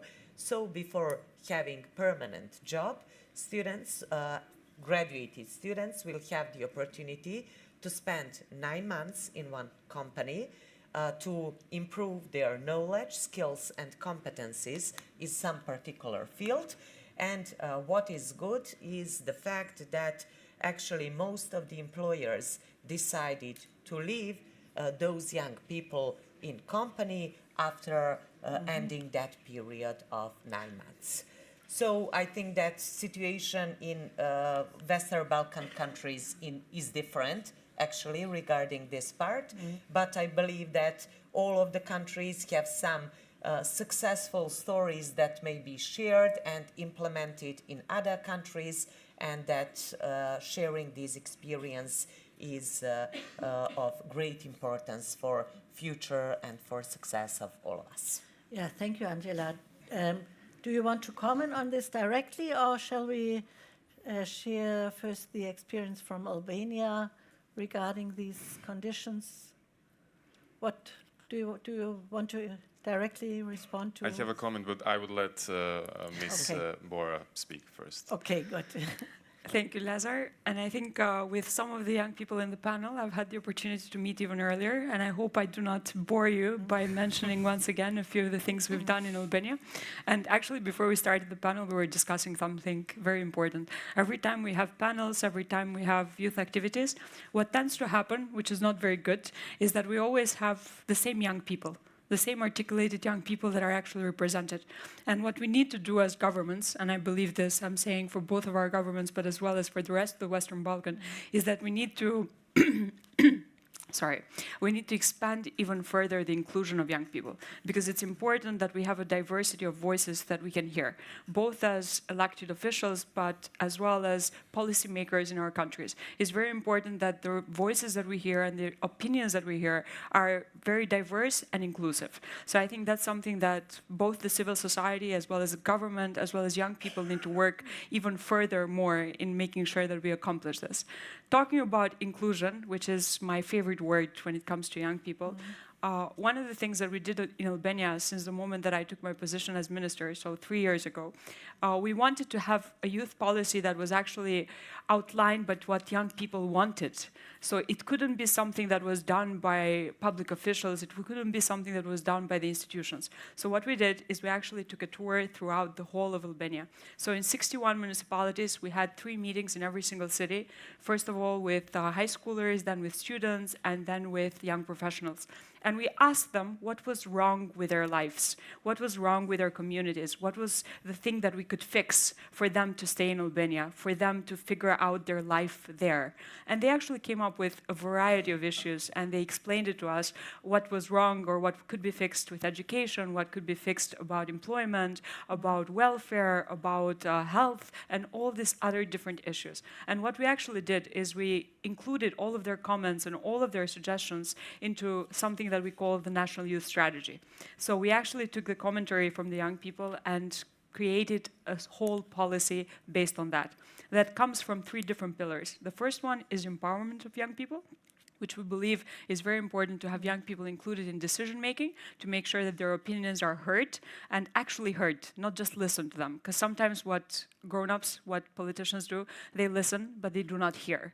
It's important to hear, not just listen. So this is what we've been trying to do when it comes to empowering young people. And in this regards, what we did, and I'm happy that I have here one of the mayors from Albania that can attest to this good result that we've had, is creating local youth councils, so bodies representing young people in every single municipality of Albania. So we have 61 local youth councils that have as a head of their institution the mayor of the city, and they sit in meetings every month to discuss not only issues pertaining to youth, because sometimes we say that only things that are related to youth, but no, youth is also important for infrastructure, it's also important for healthcare, it's important for employment. When we say youth is a target group, it's not a specific area, so it's important that we consult young people about a variety of different issues. So this is what the mayors do in this local youth councils. That's why we want the decision making to be done together with young people, and not only at local level, but even at national level. We have a national youth council that actually acts as an advisory body to myself. So practically every policy that we undertake, we gather this community of students and young people and tell them about our policies, and they get to give us their opinions. They actually get to contribute to how we make policies better. So this is the first pillar and one of the most important ones, which is in regards to empowerment and making sure that young people are part of the decision making, both locally and centrally. But this is not the only thing. Another issue that my colleague mentioned earlier as well is employment and education. So even in those aspects, those are very important when we talk about migration. And if we were to talk about education, the direction that Albania has undertaken is the internationalization of our universities. So since our young people are leaving Albania to find a university that is abroad and offers perhaps a better diploma or offers better teaching, what we're doing is we're going to those universities and we're asking them to invest in Albania. We're asking them to create a branch in Albania so that our young people can get the same level education in their own country. And an example of this is the College of Europe, which we just opened this year, and that's a great opportunity not only for students in Albania, but also for students from outside Albania that might want to come and study in our country. And only yesterday we finalized another agreement with ITU, which is one of the most famous technical universities in Turkey that is now having a new branch in Albania as well. So these are a few examples. We have the Boku from Austria and many others, but the idea is to create the same level of education in our own country so that young people don't see the need to actually move to a different country to further their education. In terms of employment, we as a government, we've undertaken a few measures, but the most important one that I would like to emphasize is the increase in government salaries. So we made a big jump as of last year, where we wanted to even push the private sector to follow the example of the government. Because when we talk about young people leaving, you can't really expect youth policy to change that. What you need to do is like a general increase in the standard of living of the country. And this comes from better salaries, this comes from better infrastructure, better healthcare, on all these different components. But most importantly, it comes from better salaries, because this is why our young people, to talk about the elephant in the room, this is why the young people from Albania are coming to Germany, because they have better salaries. So this is the first thing that they say. So this is what we've tried to do. And the good thing is that once once the salaries from the government sector were increased by our government, the thing that is happening now is that the private sector as well is following suit. So this means the general welfare and the treatment of workers has also increased, and it's a lot better in terms of young people. But another good thing that it's probably going to be my last point, because I know I've been talking, I get a bit passionate when we talk about young people and the policies we've undertaken. But the other thing in terms of education and employment, which I would like to touch upon, is the Youth Guarantee, which is a very important program, and it's an it's an EU program that we're trying now to implement in Albania. We've piloted with 200 young people. And for those of you who haven't heard of the Youth Guarantee, is a program that offers within 4 months the opportunity for an internship, for an employment, for further education, further learning. And what we want to do is, as of next year, to start implementing it in the whole of Albania. Because as we know, Western Balkan does have an issue when it comes to unemployment of young people being a bit higher than the general population.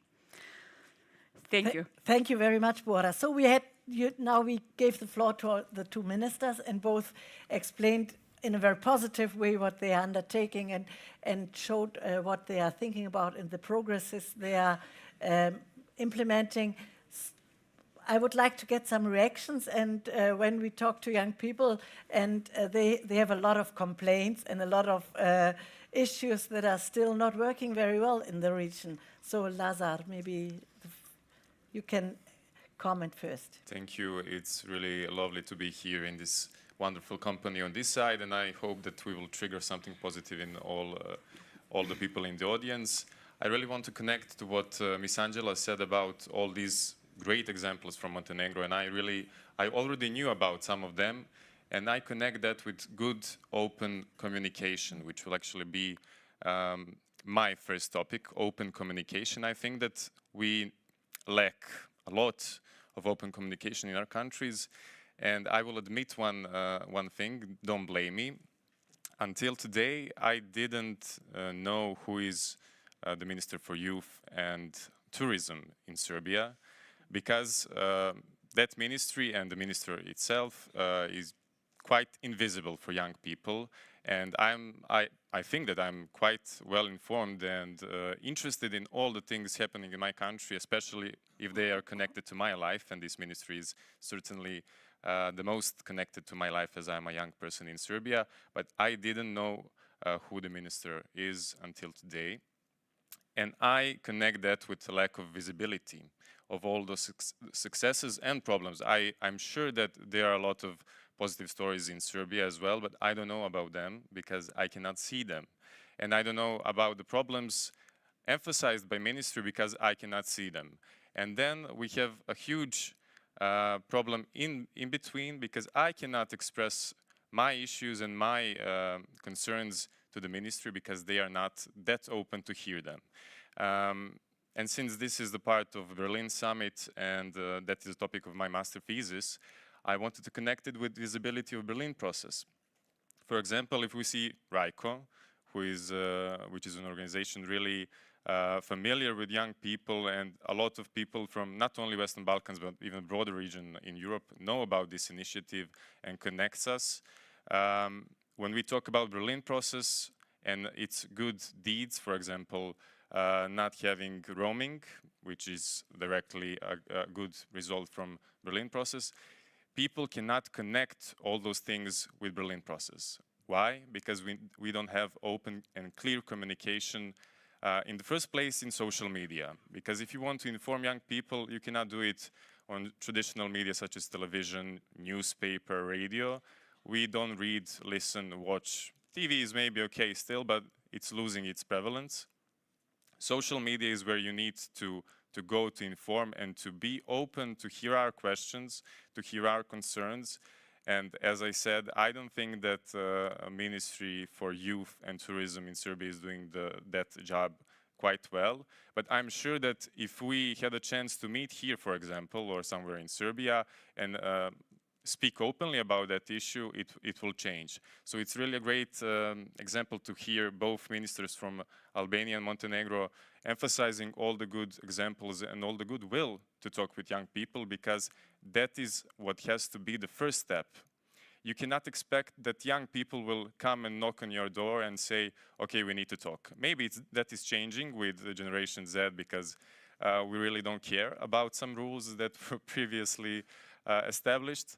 But until that moment, every partner in this story has to be aware that he or she or the ministry itself has to make that first step in communication, in open communication, where you don't get mad. If I say something that is more of critique, you don't get mad, you say thank you. And I say thank you if you repeat and reply and say, okay, that is not possible at the moment, but we will try to find something else. So I would maybe like to hear more about open communication in different fields. This is some surface I touched upon, but I think that we can put it in all these spheres of diaspora, culture, and anything else. So for now, that's it. Thank you, Lazar. And this is also a takeaway, I think, for the whole forum here. So who would like to react on this? If I may, I would like to comment next.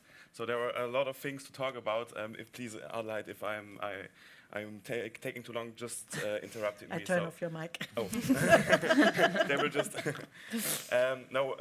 First of all, I want to say that I'm honored to be here as part of the diaspora, as co-chairman of the Association of Albanian Students and Academics in Stuttgart.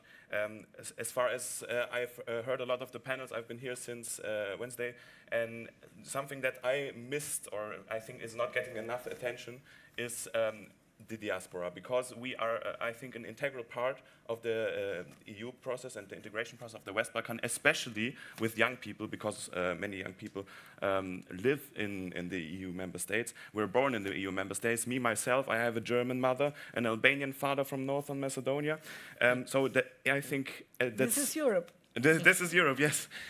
So I think it's very important to take also the diaspora within the process, not only speaking with the EU integration process, but also the process regarding young peoples, as Bora and Angela both said. But I think I didn't know if I overheard it or I missed the part, but you told about what your governments do right now for young people, and I think it's a good thing to think how to get, for example, Bora, you told about the internalization of the universities and so on and so forth. But for the diaspora, we also wanted to be a part of it. We also want to be taken within it. I think Lazar said also had a very good point in pointing out that the communication in all this, not only for the things that are offered to the youth, but also for the EU integration process as a whole, is to have a clear communication, not only a clear communication, but also to communicate onto the right channels, as you said. And I think that this is something you have to view on as a holistic view. Not only one state or only the West Balkans and the youth there, but the youth also in Europe, the youth in the United States. But as we are here in Europe, and this is the Berlin process, and this is the Civil Society Forum of the Berlin process, I think two comments I would like to add is that I would like to have the diaspora more involved in it, because I think that's something really missing, a key part in the whole process. Because if you look at the numbers, if the immigration or the migration is going to stay on the same level as it is not by now, you will have more Albanian students speaking for the country of Albania, Albanian students studying outside of the country than inside. And I think that's something we have to address, and that's something we have to talk about. And that's why also we need not only the youth who is coming up to study to say, hey, you have great university opportunities here, and to do programs, and also to point out that the labor market is getting really good, and to involve the labor market also in the university process, but also to say, hey, many young people already left. What do we do with them? How can we get them back? How can we offer them some things? How can we offer them some kind of incentives to get back? Because as far as I'm speaking only for my association, but we don't really get in contact with the government, from the government. We don't get any letters, we don't get any invitations to go and be a part of the process and get involved in the process. I think it's a really good thing to involve the young people in Albania and in the whole Western Balkans, not only speaking for Albania. But you said that you do it in, wait a second, I have it right here. You do it in an assembly where the mayor is the head of the assembly. And I think that's a good thing, first of all. But as we also said yesterday, space for civil society is shrinking in Western Balkans. And we have to be more, we have to empower the civil society more with that. And I think the diaspora plays in it a key role. And not only in okay, we are the diaspora, we know everything better. No, we don't. But we want to be engaged within the process and to build civil society that is as free as in the diaspora and has as many space in the diaspora as in the Western Balkans. Okay, thank you, Adrian. I think we got the point. And probably there's some food for thought, and maybe somebody might comment on it. But last but not least, I would like to give also Envera the chance to comment on what has been said so far from her perspective. Thank you, Lazar, for the invitation to speak on this. Thank you. Thank you for the invitation, and also thank you for having me. I would also like to draw on both what you've said right now and everything that has been said before, especially what Mrs. Bora said. Because I had the opportunity to listen to you before, and you did not bore me this time because I also learned some new things. But first of all, what you said about including youth and seeing the same people in some circles, I think that that's also prevalent in the sector of culture in Bosnia and Herzegovina, because we have also noticed, and that's something that has been commented upon during this youth exchange that we're having here, parallel in Berlin, that it's very difficult for youth from rural areas to access some of these opportunities. And when you look at the immigration rates, it's both youth from rural areas and urban areas that are leaving Bosnia and Herzegovina. So there they are equal. But I also think that it's very hard to see them in some of these events, to have them included. It's not that difficult. We should do, for example, use this positive practice of going to each and every place where you've gone. And I also think that people who work in this sector, they also have a responsibility to bear, because we are often focused on what the government is doing or isn't doing related to this. And of course, as many positive examples there are with governments that we should, of course, take an example from. I think that people who are employed in this sector should also do the work. And in every NGO or every organization related to culture or anything, they should also feel as if they have the responsibility to reach out to people, to also be aware that they are playing a part in this immigration process and people leaving our country. And also what you've said, this is also something we talked about just before this panel, the diaspora role. We in Bosnia, that's one of the bright points that we can highlight. We have, even though it's not fully on the governmental level, the Bosnian community has a great cooperation with different embassies that are very focused on bringing people from the diaspora into the country. Or, for example, recently the US Embassy has performed a project where young people from the diaspora, for example, from Canada or the United States, they come to Bosnia and they do a placement in a local company. And we also have, which is very interesting and specific in the culture and entertainment sector, we have separate shows and programs dedicated to people who have returned to Bosnia to find work placements or to start projects or startups, because startups are very popular with people who are coming to Bosnia from the diaspora. But the main takeaway I would like to share on this, which is also related to Asnara's question in the beginning, is that I think that everybody has a responsibility in this process of people leaving the country and being dissatisfied, because something that people who work in culture, and I know this as somebody who has worked with several museums and private institutions, they often feel entitled to not share the responsibility for the constant outpour of people from the country. And I also think that even though these programs might not be directly related to the cause, they can at least slow down the process. Because, for example, something I've noticed with the work Raiko has done is that there are, as far as I've noticed with many of these events, there are always as equal opportunities for everyone. no matter where they come from and which community they come from, because even in the beginning when I was attending these first events, when I learned of organizations such as RICO, I wasn't living in the capital, so it was still accessible to me. And I think that there are many other great examples, people who are working in very specific fields who try to slow down the process of people leaving and finding work and empowering them to at least think for the time being to stay, and then to find, I don't want to say it, but baits for people to stay at the moment. Thank you, Vera. When we were concepting our panel, I heard from the representative from the Youth Forum that they also want the ministers to listen to them and to address their questions. So this is now your turn. What are your reactions, or what would you like to comment on what you have been hearing from the 4 representatives of the youth? Angela. Okay, I will try to summarize. I was listening to you very carefully, and I think that you really mentioned some very important points that are common for Montenegro, Bosnia, Serbia, Albania, and all countries in Western Balkan. First, just not to mention, Bora mentioned one very important thing, which is College of Europe. That is one great example of cooperation also between the countries in Western Balkans. For example, Montenegro adopted to provide 2 scholarships for students in this college, which is placed in Tirana. And I think that this is one example of one good story that should be supported by all other Western Balkan countries. And she also mentioned Youth Guarantee. That is also, we are trying to implement it also as a pilot project in 3 cities in Montenegro. So I think that maybe in the next period of time we should have a seat and discuss to share the experiences, because I'm sure that we will face the same challenges in implementation.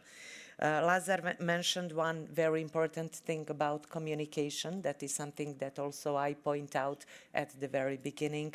Without communication with different stakeholders, it is very difficult to have any kind of results. Maybe some people are doing great jobs, but if you do not have that appropriate communication, especially with your target groups, then your results will be invisible. Andrian also mentioned one very important topic, which is strongly connected with diaspora. The truth is that for many years and many decades in all Western Balkan countries, we didn't pay a lot of attention to people who are diaspora. Not only students, but also scientists, researchers, entrepreneurs, businessmen, and so on. And we identify that as one of the important topics that should be paid a lot of attention in Montenegro. That is why we supported some associations of students from diaspora, and we have continuous communication with them in order to get feedback how we could improve our educational system and how we could implement some good practices in order to be better and to be a part of European educational area. Also, we organize, maybe it would be interesting for all other countries, we organize conferences of scientists and researchers from diaspora, and that is a good opportunity also not only to share opinions and beliefs and ideas, but also in this part of research and innovation to start cooperation, especially in realization and implementation of some scientific and research projects, in opening some new study programs and so on. And in Montenegro, we really have some great examples of diaspora that provided us continuous support in improving school infrastructure. So, for example, during this summer, thanks to Albanian diaspora, we improved the quality of school infrastructure, primary and secondary schools in places where Albanian people in Montenegro live. And thanks to them, on one side and the contribution of the government, we have completely new primary and secondary schools in this part of Montenegro. So I think that there are so many activities that should be and must be realized with diaspora, and maybe all the countries from Western Balkan should develop one joint model of how to use all advantages of cooperation with representatives of diaspora. My dear lady mentioned culture. There is no education without culture. There is no culture without education. And it is extremely important to include that cultural component from the very beginning of educational system, because it is not possible to improve the quality of education without implementing culture in every segment of this story. Thank you. Bora, any comment or reaction? I have 3 questions actually for you actually. But before I pose the questions, I wanted to touch on two small points that Adrian mentioned, and I think it's important to actually follow them up. The first one is we've had programs for diaspora, but they haven't been very successful. And that's perhaps the sad part. And I think the problem why they haven't been that successful is because we haven't been able to communicate them in the right way, to address the people from the diaspora the right way. 3 years ago, we had a program called Ready for Albania that was supposed to attract diaspora, either students or people that had lived abroad for the longest time, to become part of our government. And even though we had about 800 applications, which is not a considerable number, the amount of people that actually joined the program in the end was more or less 100. So it's like 1 in 8. So this is what I mean in terms of attracting.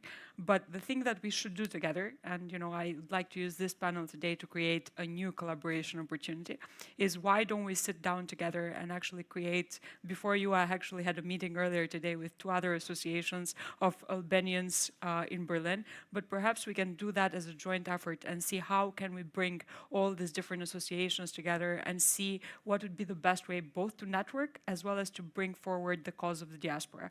Because I do believe that in that aspect, you have more expertise than we do.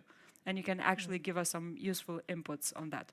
So following what I said, my question for you, which I don't think is just a question that you can answer in this panel, but perhaps something that we need to discuss even further, is how do we make it interesting for the diaspora to come back? Because that's the biggest question, to be honest. Yeah. Because, I mean, we have a lot of programs, but as I mentioned, it's not easy to make it appealing, especially when you compare Albania or Bosnia-Herzegovina or Serbia or Montenegro with the countries of the EU that are already developed and they already have all the relevant infrastructure, they have the standard of living and all these different things that perhaps our countries don't quite yet have, because otherwise we'd be in the EU already. So, I mean, we're going there, but we haven't gotten there. So my question to you would be, how do we make it interesting for the diaspora? Like, that is the first question. And before I pass on, because I have one for each, to be honest. So I had the one with the diaspora. With Lazar, I have a very interesting question, because you mentioned communication and addressing young people and reaching out to them.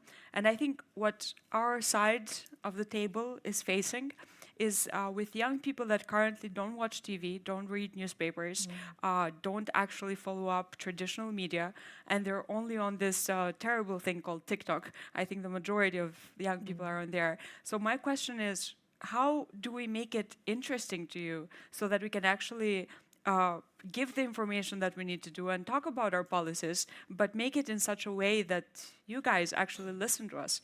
And that we make it, appealing, because sometimes policy is not that appealing, unfortunately. So this is my question, because, communication, media, and everything, I think it's your field of expertise. And the third one that I had for Envera, you mentioned earlier about rural youth, and I think that's something that we also have as an issue in Albania. Like, we do have a large percentage of youth that is in the rural areas.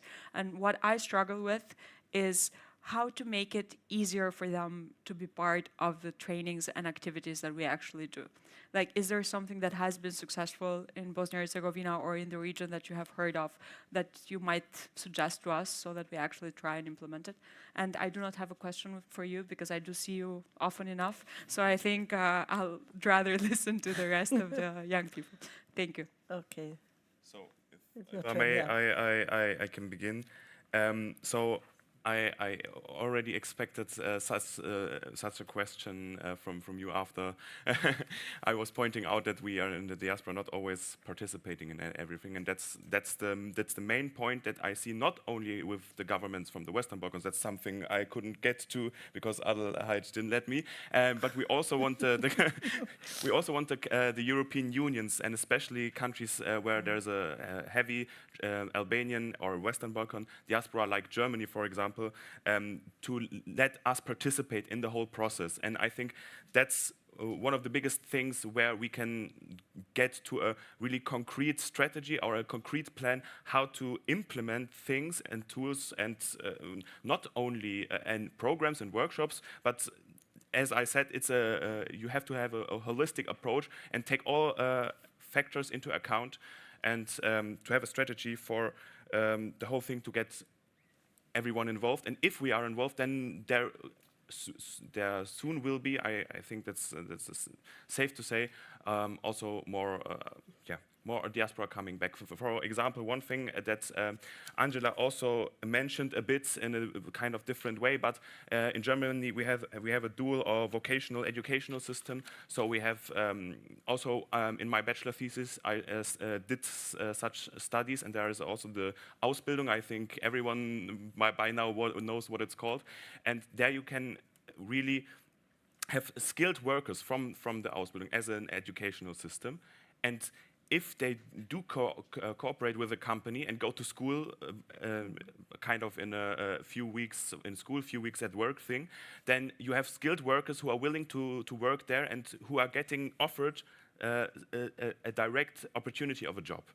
That could be one factor amongst. So that you're on a good way, but I think we have to more heavily go into this direction and to take into account such factors. But as I said, it's a holistic thing, and I don't want to talk again for 10 minutes, but also to communicate such things, especially with the diaspora. Because we want to sit, we want to participate, we want to sit on the table with you and with the governments of Germany, France, etc. Because we know both worlds, especially children in the second or even third generation. And that's something, it's not all concrete. I don't have a plan and a strategy, and I can say, here we have point 1, 2, 3, 4, 5, and then it will work. But we have to communicate with each other, and the diaspora should be taken in account too, and participate in all the things to get also the migration a bit lower, and to get, as it said, not a brain drain, but maybe a brain circulation. Is it possible to maybe to comment something at the moment in of order course, not to forget? It is just important to know the context of all the countries in Western Balkans. Actually, people left these countries because of the low standard of living and because of the lack of the jobs. The only way to bring these people back is to increase the standard of living in our countries and to provide them working opportunities. For example, I have a brother. He's living here in Germany. He's a musician, PhD of violin. His wife is professor of music, and in all Western Balkan countries, it is quite difficult to find a job, appropriate job, as a PhD of violin, because we don't have this kind of opportunity. In the same time, my sister is studying medicine here in Germany, also in Bonn. And I think that you mentioned one very important thing, that is vocational education. We also implemented in the secondary school, but what we faced is a huge challenge to implement it at university level. Because the concept of studying medicine, for example, in Germany is completely different. It is great, but you have that kind of professional practice from the first year of the study. And after finishing your studies, you are completely ready for the labor market. And in all Western Balkan countries, we have problems first, where to find the places and the companies where these young people could work. And we have one problem that should be also mentioned, and that is the problems with mentality. Because we usually find a way to get some, even we have the opportunity to have that kind of professional practice, we are trying to find some way to get the report of the employer and not to have that professional practice in the real life. So it means that we have to improve the control mechanism in order to have that vocational training and vocational education in a way that it is realized in Germany. Yeah, thank you, Angela. Before I give the floor to Lazar and Vera, I would like to invite you as well, so the first person can take the seat, and then in the meantime, while you are coming here, Lazar, I think you were the next to respond to the question of Bora. Clear, that is what open communication Short and should snappy. be. Three things about the answer to your question. Thank you for your question. First one, already mentioned channels. If you want to communicate with young people, you don't use, as we mentioned, traditional media. I would suggest using Instagram and TikTok. TikTok for even younger audience, so maybe high school and younger. And Instagram is good for high school and people to 30 or 35 years if you want to include those generations into young audience. And when you do that, you should find authentic, clear, and simple way to communicate. No using of project language, of all those, we are offering that, and that, because we only need 3 seconds to swipe away and say, okay, this is not interesting. I cannot understand what they want me to know, to understand, to be informed about. So you really, I would even say, maybe try to be a bit, not using sensationalism, but pop culture. I like to use, for example, pop lyrics, or even folk lyrics. Of course, they are polite. And that catches the attention of people who are scrolling Instagram, for example, and they can continue reading what I want to inform them about. And it shows successfully. And at the end, trying to find a familiar face. It doesn't have to be necessarily a young person, but a person who knows how to communicate with other young people. I think that both two of you would be great in communicating directly on Instagram or TikTok with young audiences, because we see from this panel and the previous chit-chat before this that you know how to talk and to make us, younger people, not as successful as you are, not as educated as you are, to feel equal. And that is important. I'm not speaking from this part of the internet and my expertise to this part of the internet because somebody is simply younger than me. And I'm pretty sure that you can do it quite well because we saw that you know how to communicate with young people, to listen to young people. And the only tricky part is to make your language as simple as our. That doesn't mean that we are not literate, but we don't want to waste time reading all those things and thinking, what does this mean and what does this mean? We just want the key information, and then we will get in touch and do all the good things that our Western Balkans region needs. Thank you. So, I think you can he's great. Engage him as an advisor. That is my next point. It would be very good to have Lazar as the advisor. You know, while I was working at the university, it was several years ago, and Facebook appeared, and I saw that all the students are publishing something on Facebook. And I asked them, what are you doing? They explained me there is one great social network and all the professors should use it and we should promote contents if we want to attract young people. And I spent maybe 15 or 20 days in order to learn how to publish photos, how to publish all these stories and everything else. And I was very proud because after 20 days, I went to the classroom and I told, oh, guys, I learned how to use Facebook. But they told me, oh, our dear professor, Facebook is already outdated. You should use Instagram right now because our parents are on the Facebook and we don't use it anymore. Thank you. And Vera. Thank you for your question, because this is also something, what you mentioned, how to attract people from rural areas. This is something we've been dealing with for a long time in Bosnia.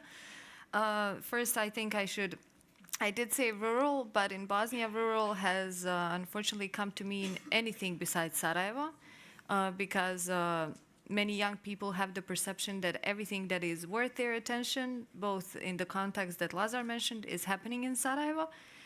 So for many of them, this has become either a hub or a place they have to get to if they want to participate in something. So in our context, I believe it's similar in your country.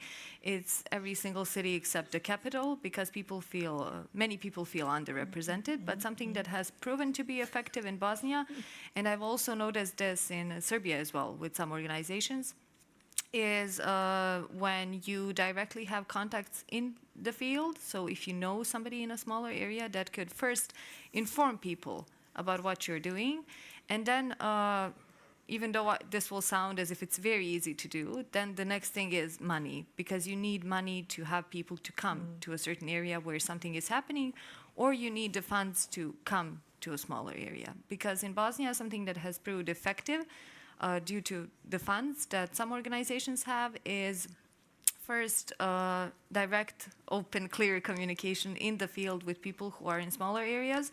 For example, several times I was the point that organizations contacted when they wanted to do something in Konjic, which is a lot smaller town than Sarajevo, for example, is, or Mostar. And then there is also this issue that many young people who are in these smaller areas, they don't have the funds to, for example, travel to a city where something is happening, or to afford accommodation. So something that has proven effective for us have been these projects where there's always this thing noted that accommodation and travel expenses for participants are covered. So for many people, I'm very sad to say this, but it's still a financial issue of participation. And it's something I've also noticed when we were having conversations with some of the representatives of the German government here with this youth exchange, because one of them pointed out, I'm coming from a rural area and it has been very difficult for me to be active because I needed the funds to travel and to be active in a political sense. And that means that still, unfortunately, engagement is a financial topic as well. And something that we have done, of course, not with great, outstanding success, but something that has proven and that works, is first having somebody in the field who will inform people about the things you're doing, because they need to be informed, and then providing the funds. Because, for example, my sister, she has the funds, she is a teenager in high school, but she is not informed. So a few days ago, I needed to explain to her what a political academy is and what civic rights mean and everything else, so she and her friends would be interested to participate. Because I think there's also this gap of, and I don't think it's only in rural areas, it's also in urban areas, there's this gap of being misinformed or not informed at all about the events that you could attend, or workshops, or any educational programs, and what you actually know about them.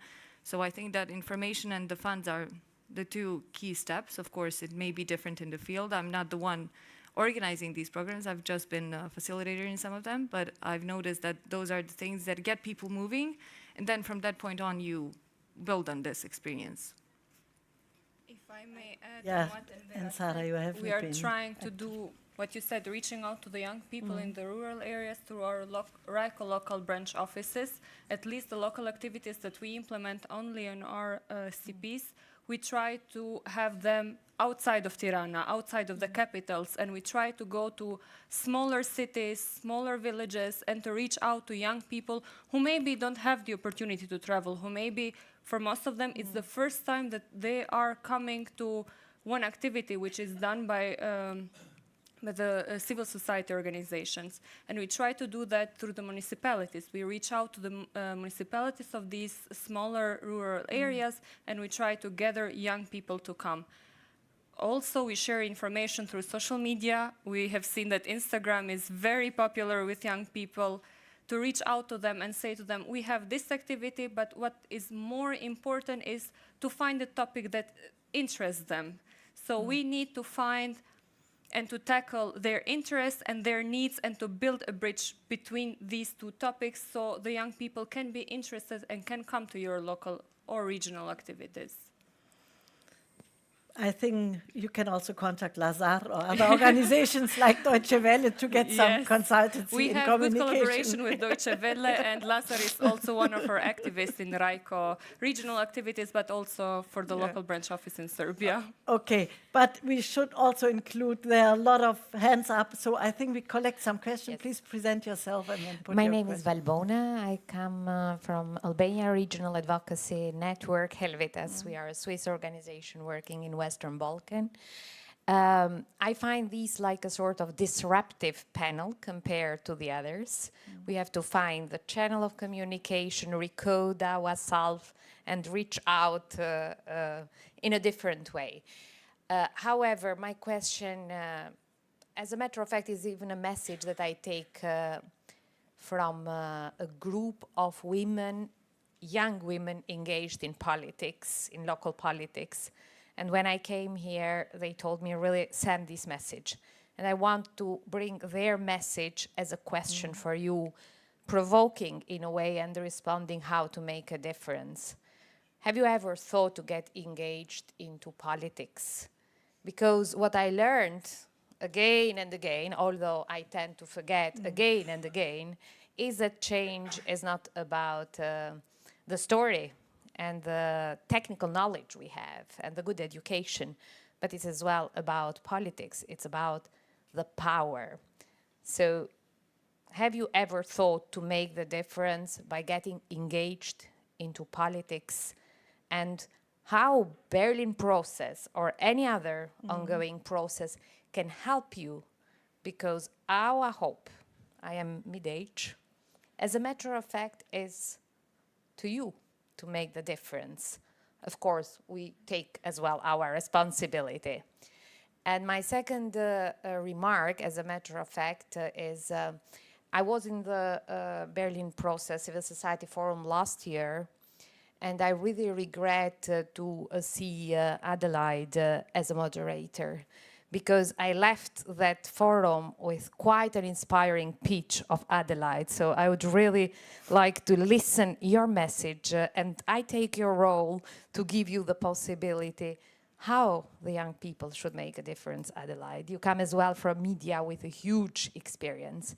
Whenever you find fit, it would be great to listen as well from your perspective, because I really believe that blending media experience, but free media experience, with the courage and demands of the youth, we might have the difference we are looking for. Thank you, Valbona. We collect some questions. I don't know the order, so I take the first person first, please. And then we have some time. If we collect some 3 questions, maybe. Thank you, Adelaide. It's great to see you, and I'm amazed by the quality of discussions here and the energy that I can feel. Unlike the other panel in which I discussed a lot and asked a little, I will ask right away.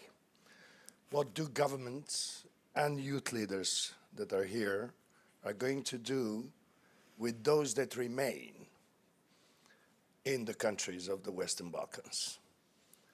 Because they're faced with a great risk of disinformation and hate campaigns, and they're faced with radicalization and extremism, with the hate against the others, whatever others means, and especially knowing that disinformation and hate doesn't come only from the TikTok. Sorry. It also comes from the textbooks that you, as young people, and my daughter, who is 13 now, learn in the primary school, in the textbooks of history, of language, of other subjects that they're learning at school. That's where they start learning how to divide and how to distinguish one from another and to make them less valuable. So we're facing an exodus of young people. It's not young people are leaving. It's an exodus. And what about those that remain? Fantastic ideas from Adrian, fantastic programs that I hear from the governments when they report about their fantastic universal achievements. But the situation in the field is a little bit different, a little bit, to say the least. Thanks for that. One more point, if I may. I want to read something to you very quickly, not the whole paragraph. It says like this. It's about encouraging you in the end. Our youth love luxury. They have bad manners and despise authority. They show disrespect for their elders and love to chatter instead of exercise. Young people are now tyrants, not the servants of their households, and so on. This is written 2,400 years ago. So every generation, every older generation severely criticizes the younger ones. I was criticized by my parents, and now I tend to refrain from criticism, not too big, but still, I know I'm an old generation now. So please take the world up because we failed you. Thank you. Thank you. And next person, please.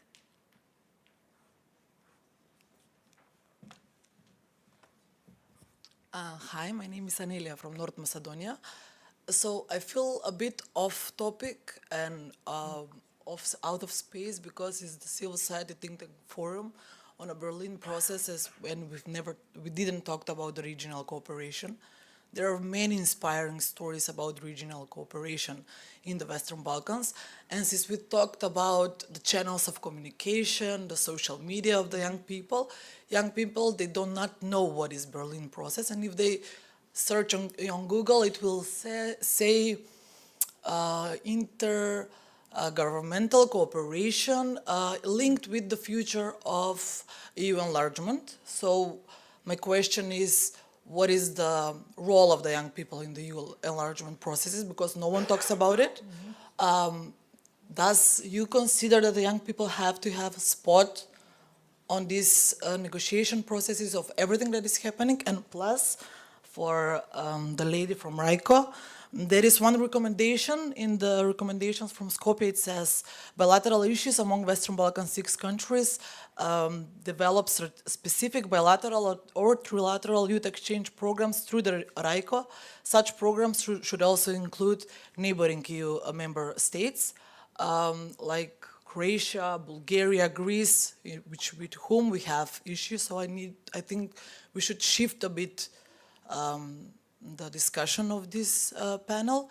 And also I would say that it's a bit a disgrace that the last panel is always about the youth. No matter on which civil society forum we go or on a high level forum we go, the youth panel is always the last. And no one mentioned the young people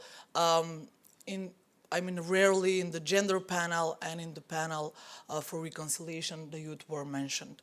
So this is a message for myself, and I would like to see what do you think about the regional cooperation, and maybe to inspire someone that we do regionally cooperate a lot, and we as civil society, we do more in the regional cooperation than the governments do. Thank you. Thank you very much, Anila. I have strict order from the organizational team that we really have to finish on time, 2:45. Is it right? So, okay. So I think we could organize ourselves as the following. Everybody, quick answer. If you don't have an answer or a comment to what they have been said, even better. But then we have the chance for a last round of questions, okay? So, no more questions? Okay. Only answers, quick answers. Okay, it is difficult to be quick because we have so many Yes. questions and so many answers, but I will try to say everything in few sentences. Regarding regional cooperation, I think that the Western Balkan countries really did a lot regarding regional cooperation, especially in the field of education, science and innovation. You know that actually most of the projects that are realized at European level, we have participation of institutions from Bosnia, from Croatia, from Montenegro, from Serbia, Albania, and so on. As a professor, I used to participate in more than 60 or 70 international projects like Horizon, like Erasmus, IPA, and so on. And actually, in all of these projects, universities and institutions educational from all these countries were involved. So I think that actually the education, science, and innovation should be the leading point when we talk about regional cooperation.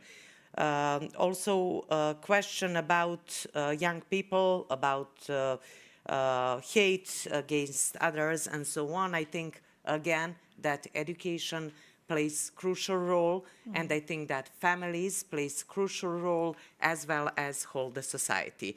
So I'm sure that these young people may bring Western Balkan in one completely different direction than it used to be in the past. So I'm sure that actually they will be the leaders of all the changes in all these countries. Thank you. Bora? So I'll start off where you left it off. So I won't talk about regional because I think you covered most of it. But the question that the gentleman asked is a very good question. It requires about 45 minutes to give you a complete answer, unfortunately, what we do about those who remain. But the one thing I was going to add here, and I think is very important with our public speaking and as well as with our informational campaigns, we have to change the mentality. Like, what we need about Western Balkan is to change the mentality. What is happening now in Albania is that it has become a trend to live Albania. It's not because there is issues, it's not because there is facts. Of course, that's part of the problem, but the majority of it, it's trendy. It's become trendy to live your country. And I think this is something that didn't just happen in Albania or in Bosnia-Herzegovina or in Montenegro or in any other of the Western Balkan countries. I saw it firsthand when it happened in Poland, because most of the Polish actually emigrated to the UK. And I saw it firsthand with the Italians, and you can see it with any other country that is in their developing period. So if we use terminology like exodus, and if we say that the young people are leaving and nobody will be left there, I think we're contributing to the problem. And we're not contributing to the problem with facts, we're contributing to the problem with issues. I see a lot of hands saying no, but I do strongly believe that when it comes to mentality, it's important to make this difference and to explain a little bit more to young people what their opportunities they have in the countries where they live in. And the second comment I was going to make is in regards to the question that the lady in the beginning mentioned when it comes to engagement to make a difference in politics. Even though I'm not one of the young people, but I wanted to share a slight comment that I believe might be interesting to the Albanian young people. I joined politics exactly for that reason. I used to work in the private sector for 8 years. And in 2021, I thought that politicians weren't doing enough to represent young people. I thought young people needed somebody that looked like them, somebody that actually outspoke for them and was their voice. So if I did it, then all of you guys here and everybody in the audience can do it. Just actually go forward, and if you have an idea that you think it's worth saying out loud, then take this opportunity to become the politicians. Because there is a very good expression, and this is my last sentence, that says, if you want to not deal with politics, you can, but then politics will deal with you. So you can't really be outside politics. Thank you. Bien sûr. First of all, thank you for emotions and passion we felt in your questions and comments. I really appreciate it. Valbona, Emilia, and Mr. whose name I forgot, sorry for that.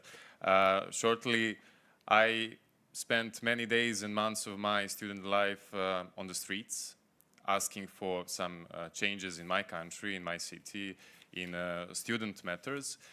Some of them were successful, most of them no. But that was my political engagement for now. I'm not excluding political parties and institutions at one point in that everyday politics through political parties, but for now I don't want to be engaged in that way because I think it's taking you to some dark places in the Balkans, to be honest. When it comes to Berlin process, I mentioned in the beginning that it is quite invisible, and I will have data that will represent that in my master thesis. But yes, we could have talked more about concrete processes in Berlin process itself, and that is really good point. Thank you for that. And for encouraging words about leading other young people. I don't like that when you say young leaders, it makes some goosebumps when it comes to that. I think that, as I mentioned already, we should all be equals and inform each other. And maybe my role for now, as I said, because I don't want to be involved in political parties in Serbia, is to inform people, I know about misinformation, disinformation, malinformation. My colleague Ivana is probably proud to mention all of them right now. My role is to inform them and to, as somebody who is always with people from the region, young people from the region, to say, no, Albanians, Croats, Bosniaks are not your enemies. If you see that in the TV when some political leaders are saying it, it's not true. It's something from the past, we can change it, and we are changing it. I think that it's quite revolutionary to sit in this ethnic component and decor today, because I think it wasn't that common for my parents, let's say. So we are making changes, but we need time and we need understanding that we don't want to waste our youth completely on solving problems that all the generations didn't manage to resolve. Thank you, Lazar. Zara.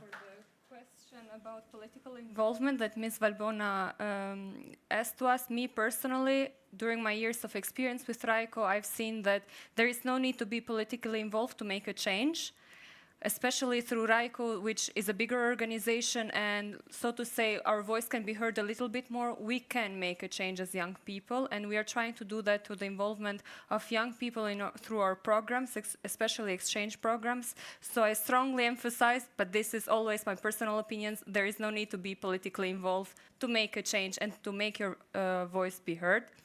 What can we do with the ones who stay? And to tackle this hate speech, I think we are doing that through RAICO programs, and we are giving the opportunity to young people from the age of 14 to travel in the region. Unfortunately, I feel a little bit ashamed to say this, but I traveled for the first time in the region when I was 21, and it was through a RAICO program. And I had the chance to travel. I had traveled in Italy and in European countries way before I traveled in the region. And we had an exchange program for 5 days, and I was surprised that, so to say, we all are the same. We all have rakia. We all discuss about the burek, whose burek is better. And we all, young people in the region, have the same problem. And that's what we are trying to do through RAICO programs. We are trying to show to young people, especially from the age of 14 years old, when we think that it's when they start creating this opinion and starting to tackle the hate speech, we show to them that all us in the region, we are all the same. We all young people face the same problem, the same challenges, and in the end, we can collaborate with each other. What happened in the past stays in the past. We shouldn't forget the past, but we shouldn't get stuck in the past. And for the last question, involvement of neighboring countries. I mean, RAICO, we are still young. We just celebrated 8 years in June. And also, we are also young in the age of staff that we are. I think our average age in RAICO is 31 years old. So meaning only the leadership, so to say, is a little bit older, but all the RAICO staff is quite young. We are young, so we are open to advices, and it's something that we can take in consideration in the upcoming years to involve also Croatia and other countries in it. Yeah, thank you, Sarah. So I think we have to wrap up a bit. I have just one thing to say, and it's connected to the first questions about political involvement that you posed. Thank you for the question. I also agree with Sarah about not necessarily being involved in a party to have your voice heard. It is and can be more difficult, but I've also done the same path as Lazar, and I'm not considering it now to join a party, maybe later on.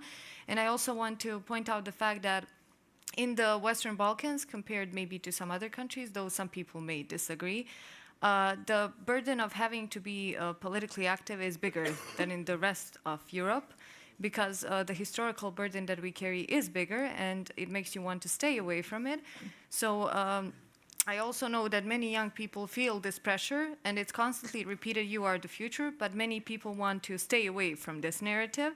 And I think that's also connected with the high immigration rates from our countries, because there are people who want to be involved, such as Lazar and myself, but you also have to have this understanding that because of the things that have happened in the past that you have or have not been a direct participant at, this, what's happening now, is a result of that. So there are many people who do not want to be involved for reasons which are not connected to any of their actions, but the actions of the past generations.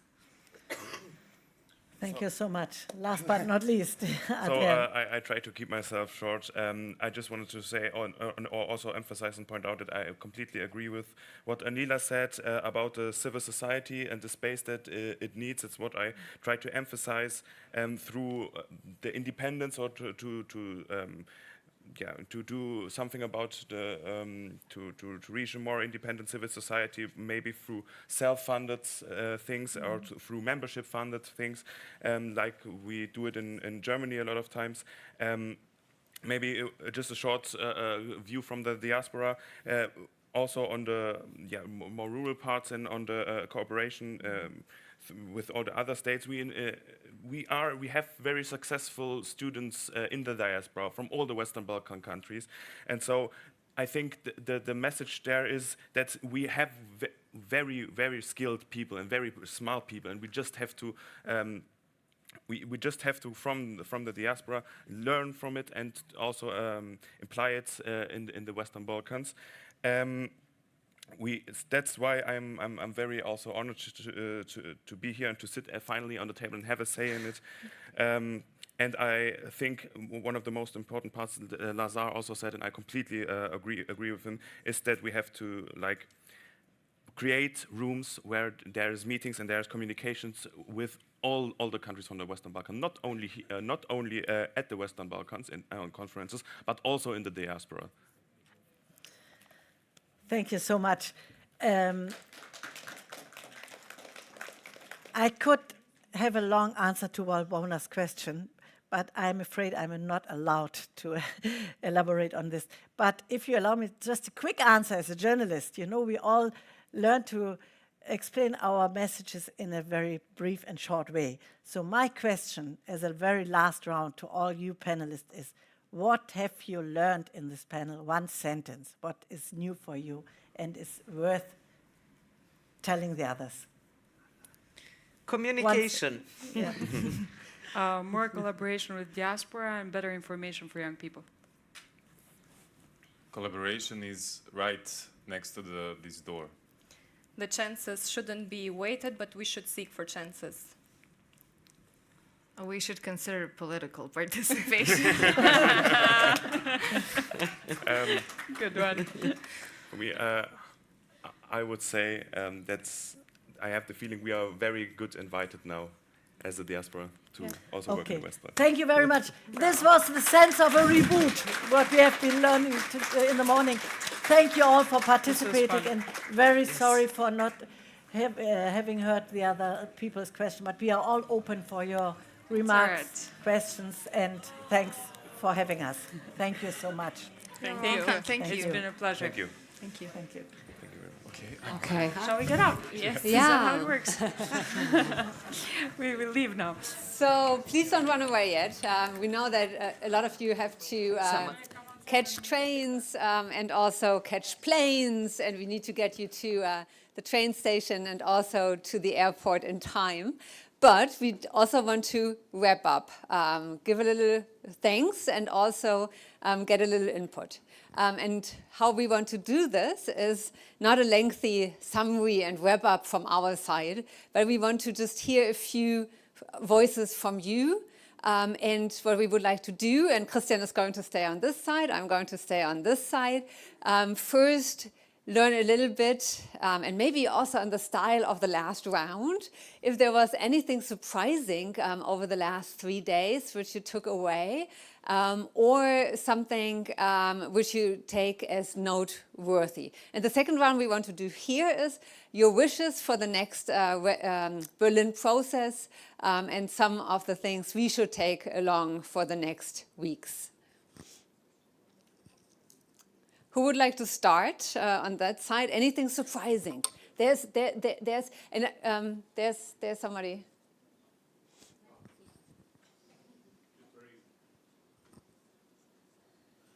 Just very briefly, and I keep the microphone. So one of my reflections that I have, it's important that we have more Europeans in the audience, because here pretty much are people from the Western Balkans or diaspora in Europe, and it seems a little bit like we are venting with one another about some of the challenges, and it's good because we share those. But it's important that also the European audiences hear that, because the journey is that most of the Western Balkans want to be part of the European Union, and to have that dialogue, and perhaps some of the challenges that we are going right now, some of the European countries went through before, and to engage in that dialogue might be good. So that's something to think about it in the future, to include more European countries. Yeah. Okay, thank you. Okay, then I'm going to this side. Yes, please. No, I'm keeping the mic. Sure. Just 2 words. I mean, we should focus more on engagement rather than talking about enlargement. Oh, thank you so much for this very concise statement. Christian, your side. Yes, another hand here. Otherwise, I'm going to go back to that. There. Yeah. Well, but I'm with my back. As organizers, I would strongly recommend you to be a little bit more courageous. Thank you. Well, thank you. Courageous, is always a good thing to do. Sorry. Okay, I think we should engage, when you talk about youth, we should have in mind that there's certain categories of youth, not only elites, but regular or majority and marginalized youth who have, less opportunity and resources to participate. So perhaps the next Berlin process meeting or forum would be to reach out to those less marginalized youth by engaging celebrities. I mean, let me remind you, Roberto Benigni was invited to introduce the Italian constitution in a very funny and inspiring way, so that the youth people or the regular citizens could listen. So maybe we could have a rapper talking in TikTok about Berlin process, and perhaps a Roma celebrity singing traditional Roma music to reach out to the Roma youth who are less and less, distant from the elites, who in their word are nerds. Sorry. No, thank you so much. Wonderful ideas. Anybody else wants to come in? Yeah. I would like to see next time representatives from private sector, because I believe that EU integration is a joint challenge of civil society with private sector, and we need to be together on this challenge. Thank you. Another voice. Yeah, and talking about who should join, we need more decision makers here. I know this is a civil society forum, I acknowledge that, but many of our problems need to be solved. They were how many? And they need to confront us, and they were not from all of the countries. So we need more decision makers to listen to the challenges of the civil society. Just to add something. The conversation should be a two-way one, not just to hear declarations, but they need to hear the hard truth rather than just saying their side of the story in front of a civil society that perceives and knows and has evidence that it's different from what they're saying. Anybody else? Yeah. Or do you have? Yeah, sorry. I only have compliments for the organizers, really, truly. I think you deserve an applause. I share the concern about the decision makers and a recommendation for any future event of this type. I would elevate the technological level, make it more interactive with more audience from not from the physical space where it's done. It's a good thing that it's a live stream, but then open a channel for communication that might be also good for the discussion, for the broader discussion. Thank you. So I think we have time for maybe 2 more, right? And then we need to wrap it up. Okay. Sorry. Because I need to keep the time take. I will give you the microphone back. I know. you will? Okay. Yeah. We don't steal so much, at least on the Balkans. Don't worry. Oh, I'm more afraid of the timekeeping. Okay, then I'll be very short. I think I'm too old to be pleasantly or unpleasantly surprised by anything, but I must say I was pleasantly surprised by the wonderful modernist architecture of this hotel and the Berlin city as well, which I visited mostly during the night because we were lacking daylight, and that is bad for vitamin D and serotonin. So please take us for a walk next time outside, at least to catch some light, please. What I was unpleasantly surprised that I'm in the near proximity of Berlin Philharmonic Orchestra, and I got no ticket for the concert. So it's a mortal sin from my perspective. Please do something about it next time. Thank you. We are happy to pass it on to the funders. Christian, anybody on your side for very last? Okay, yeah, we will share. Mine is very short. I would very much prefer some kind of pools or engagement or attractions to have with the audience during the whole Berlin process. It will keep us a bit laughing more. That's just very short. I'm really, really surprised and really proud that we actually, at this kind of forum, we are all citizens of the Balkan Peninsula, or maybe from the origins, and we achieved to discuss in a very civil and very modern way about our issues and our problems in the future. It's a step forward, and hopefully in the next forum, hopefully we will close that gap that we have the civil society with actually our governments. And I really hope that as a civil society group, together with the diaspora, we will find a solution together with our European partners. Thank you very much. Thank you very, very much. Christian, last words before we get the team up?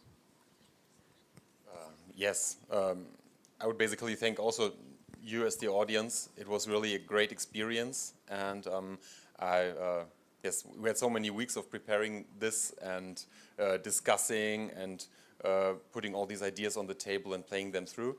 And in the end, I must say I'm pretty happy how it played out, and that you were all part of this and supported us in making this happen and accepting this platform that we try to offer for you. And for this, I'm very grateful, and would also like to thank you very much. And we also want to thank once again the Federal Foreign Office for supporting this process. Without them, we couldn't have put it onto the ground.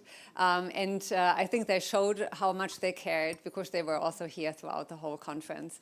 And they are interested in hearing what you have to say on the process itself, as are we. So this is also an invitation to send us also your feedback. We are going to do surveys as well. Friday is going to be another big day for us because the recommendations are once more handed over officially to the heads of states and governments. We hope to get also a little bit of press coverage on this, but for that we all need your help. Because when we put it out, just here in Germany, it will have maybe an impact on Germany, but not in the region. So we are going to distribute with you also press releases, and if you want to spread the word, that would be really wonderful. All of this would not work, obviously, without your efforts and your participation. So thank you so much for the last 3 days, for sticking in here in this room without a lot of light, but having really good discussions. Thank you very, very much.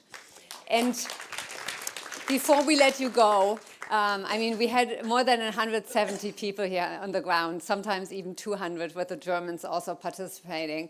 And you saw a lot of our team members, because it takes a big family to organize and put something like this on the ground. So Christian and I wanted to get all the team, the ESPN and the SOG team, up here to the stage. So come on up.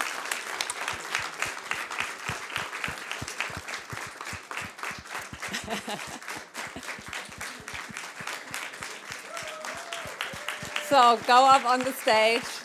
This is your applause. And this is not all of them, so some have already gone back to the office. So, Christian, maybe you can take the other two. So before we let you all go, we want to just hear a couple of words from the masterminds behind the whole project, how they felt over the last 3 days. Avi, how did you feel? Yeah, great. It's it's nice to see you all. I mean, I think we've only known each other for a few months, met many of you at the prep forum, and it's really nice to recognize so many faces, to be recognized by so many of you, and to see you all again here and hopefully at many more events in the future. And now you want to get all of them on the bus and on their way? Yeah, so maybe back to logistics. No, I'm kidding. Well, thank you. No. No time for logistics. You can do that later. Victoria, how has it been for you? I'm tired, but I know you all were also on Wednesday and you still stuck with us, so it was really a pleasure to be with all of you. Thank you for coming. So, and Tina, where's Tina? Yeah, thank you to all of you. I always learn so much, so it's always so interesting if I have the chance to listen in when I'm not out and having logistical things to do. So it was a real pleasure to be here and to have you all here. And Nele, our student assistant. Well, it was so nice to finally have all the faces to all the emails and all the correspondence we had, so thank you so much, and also for your energy. It was lovely working with you, and yes, it was a pleasure being here, answering all your questions, so thank you very much for attending. And last but not least, our youngest, our intern, who some of you met at the airport. So how was it for you? Yeah, I mean, it was a great pleasure to meet all of you, and all of you were really nice, and it was a great pleasure, yeah, because it was my first event of this kind, and yeah, I really enjoyed meeting all of you. Well, thank you very, very, very much to the whole. What? Oh, we have some more. I just couldn't carry them all. So thank you very much. Now, Avi, do you want to say any logistics? Yeah. So if you have a flight today, we have some buses for you. So if your flight is leaving between 6 and 7 o'clock. So there's a bunch of flights at 6:35, some at 6:50. Your bus will be at the hotel here out front in just a few minutes at 3 o'clock. So if you could get your bags, get everything you need, and head towards the lobby, we'll help you onto the bus. And the other buses will come a bit later. There's one at 4:15, and there's one at 6:15, I believe. Yeah. And yeah, and it's also, we're leaving maybe slightly earlier than we would normally because, as many of you know, President Zelensky is in town today, so there's quite a bit of extra traffic. So if you could move towards the buses as quickly as possible, that will be really great, and we can get you to your flights on time. And just before you close everything, I would also like to thank very much the great hotel service we had here and the people who supported us, and our great tech service provider who made all the online streaming and everything else possible. Thank you. And Christian, of course, who will make us all remember this event on his beautiful pictures. Thank you very much.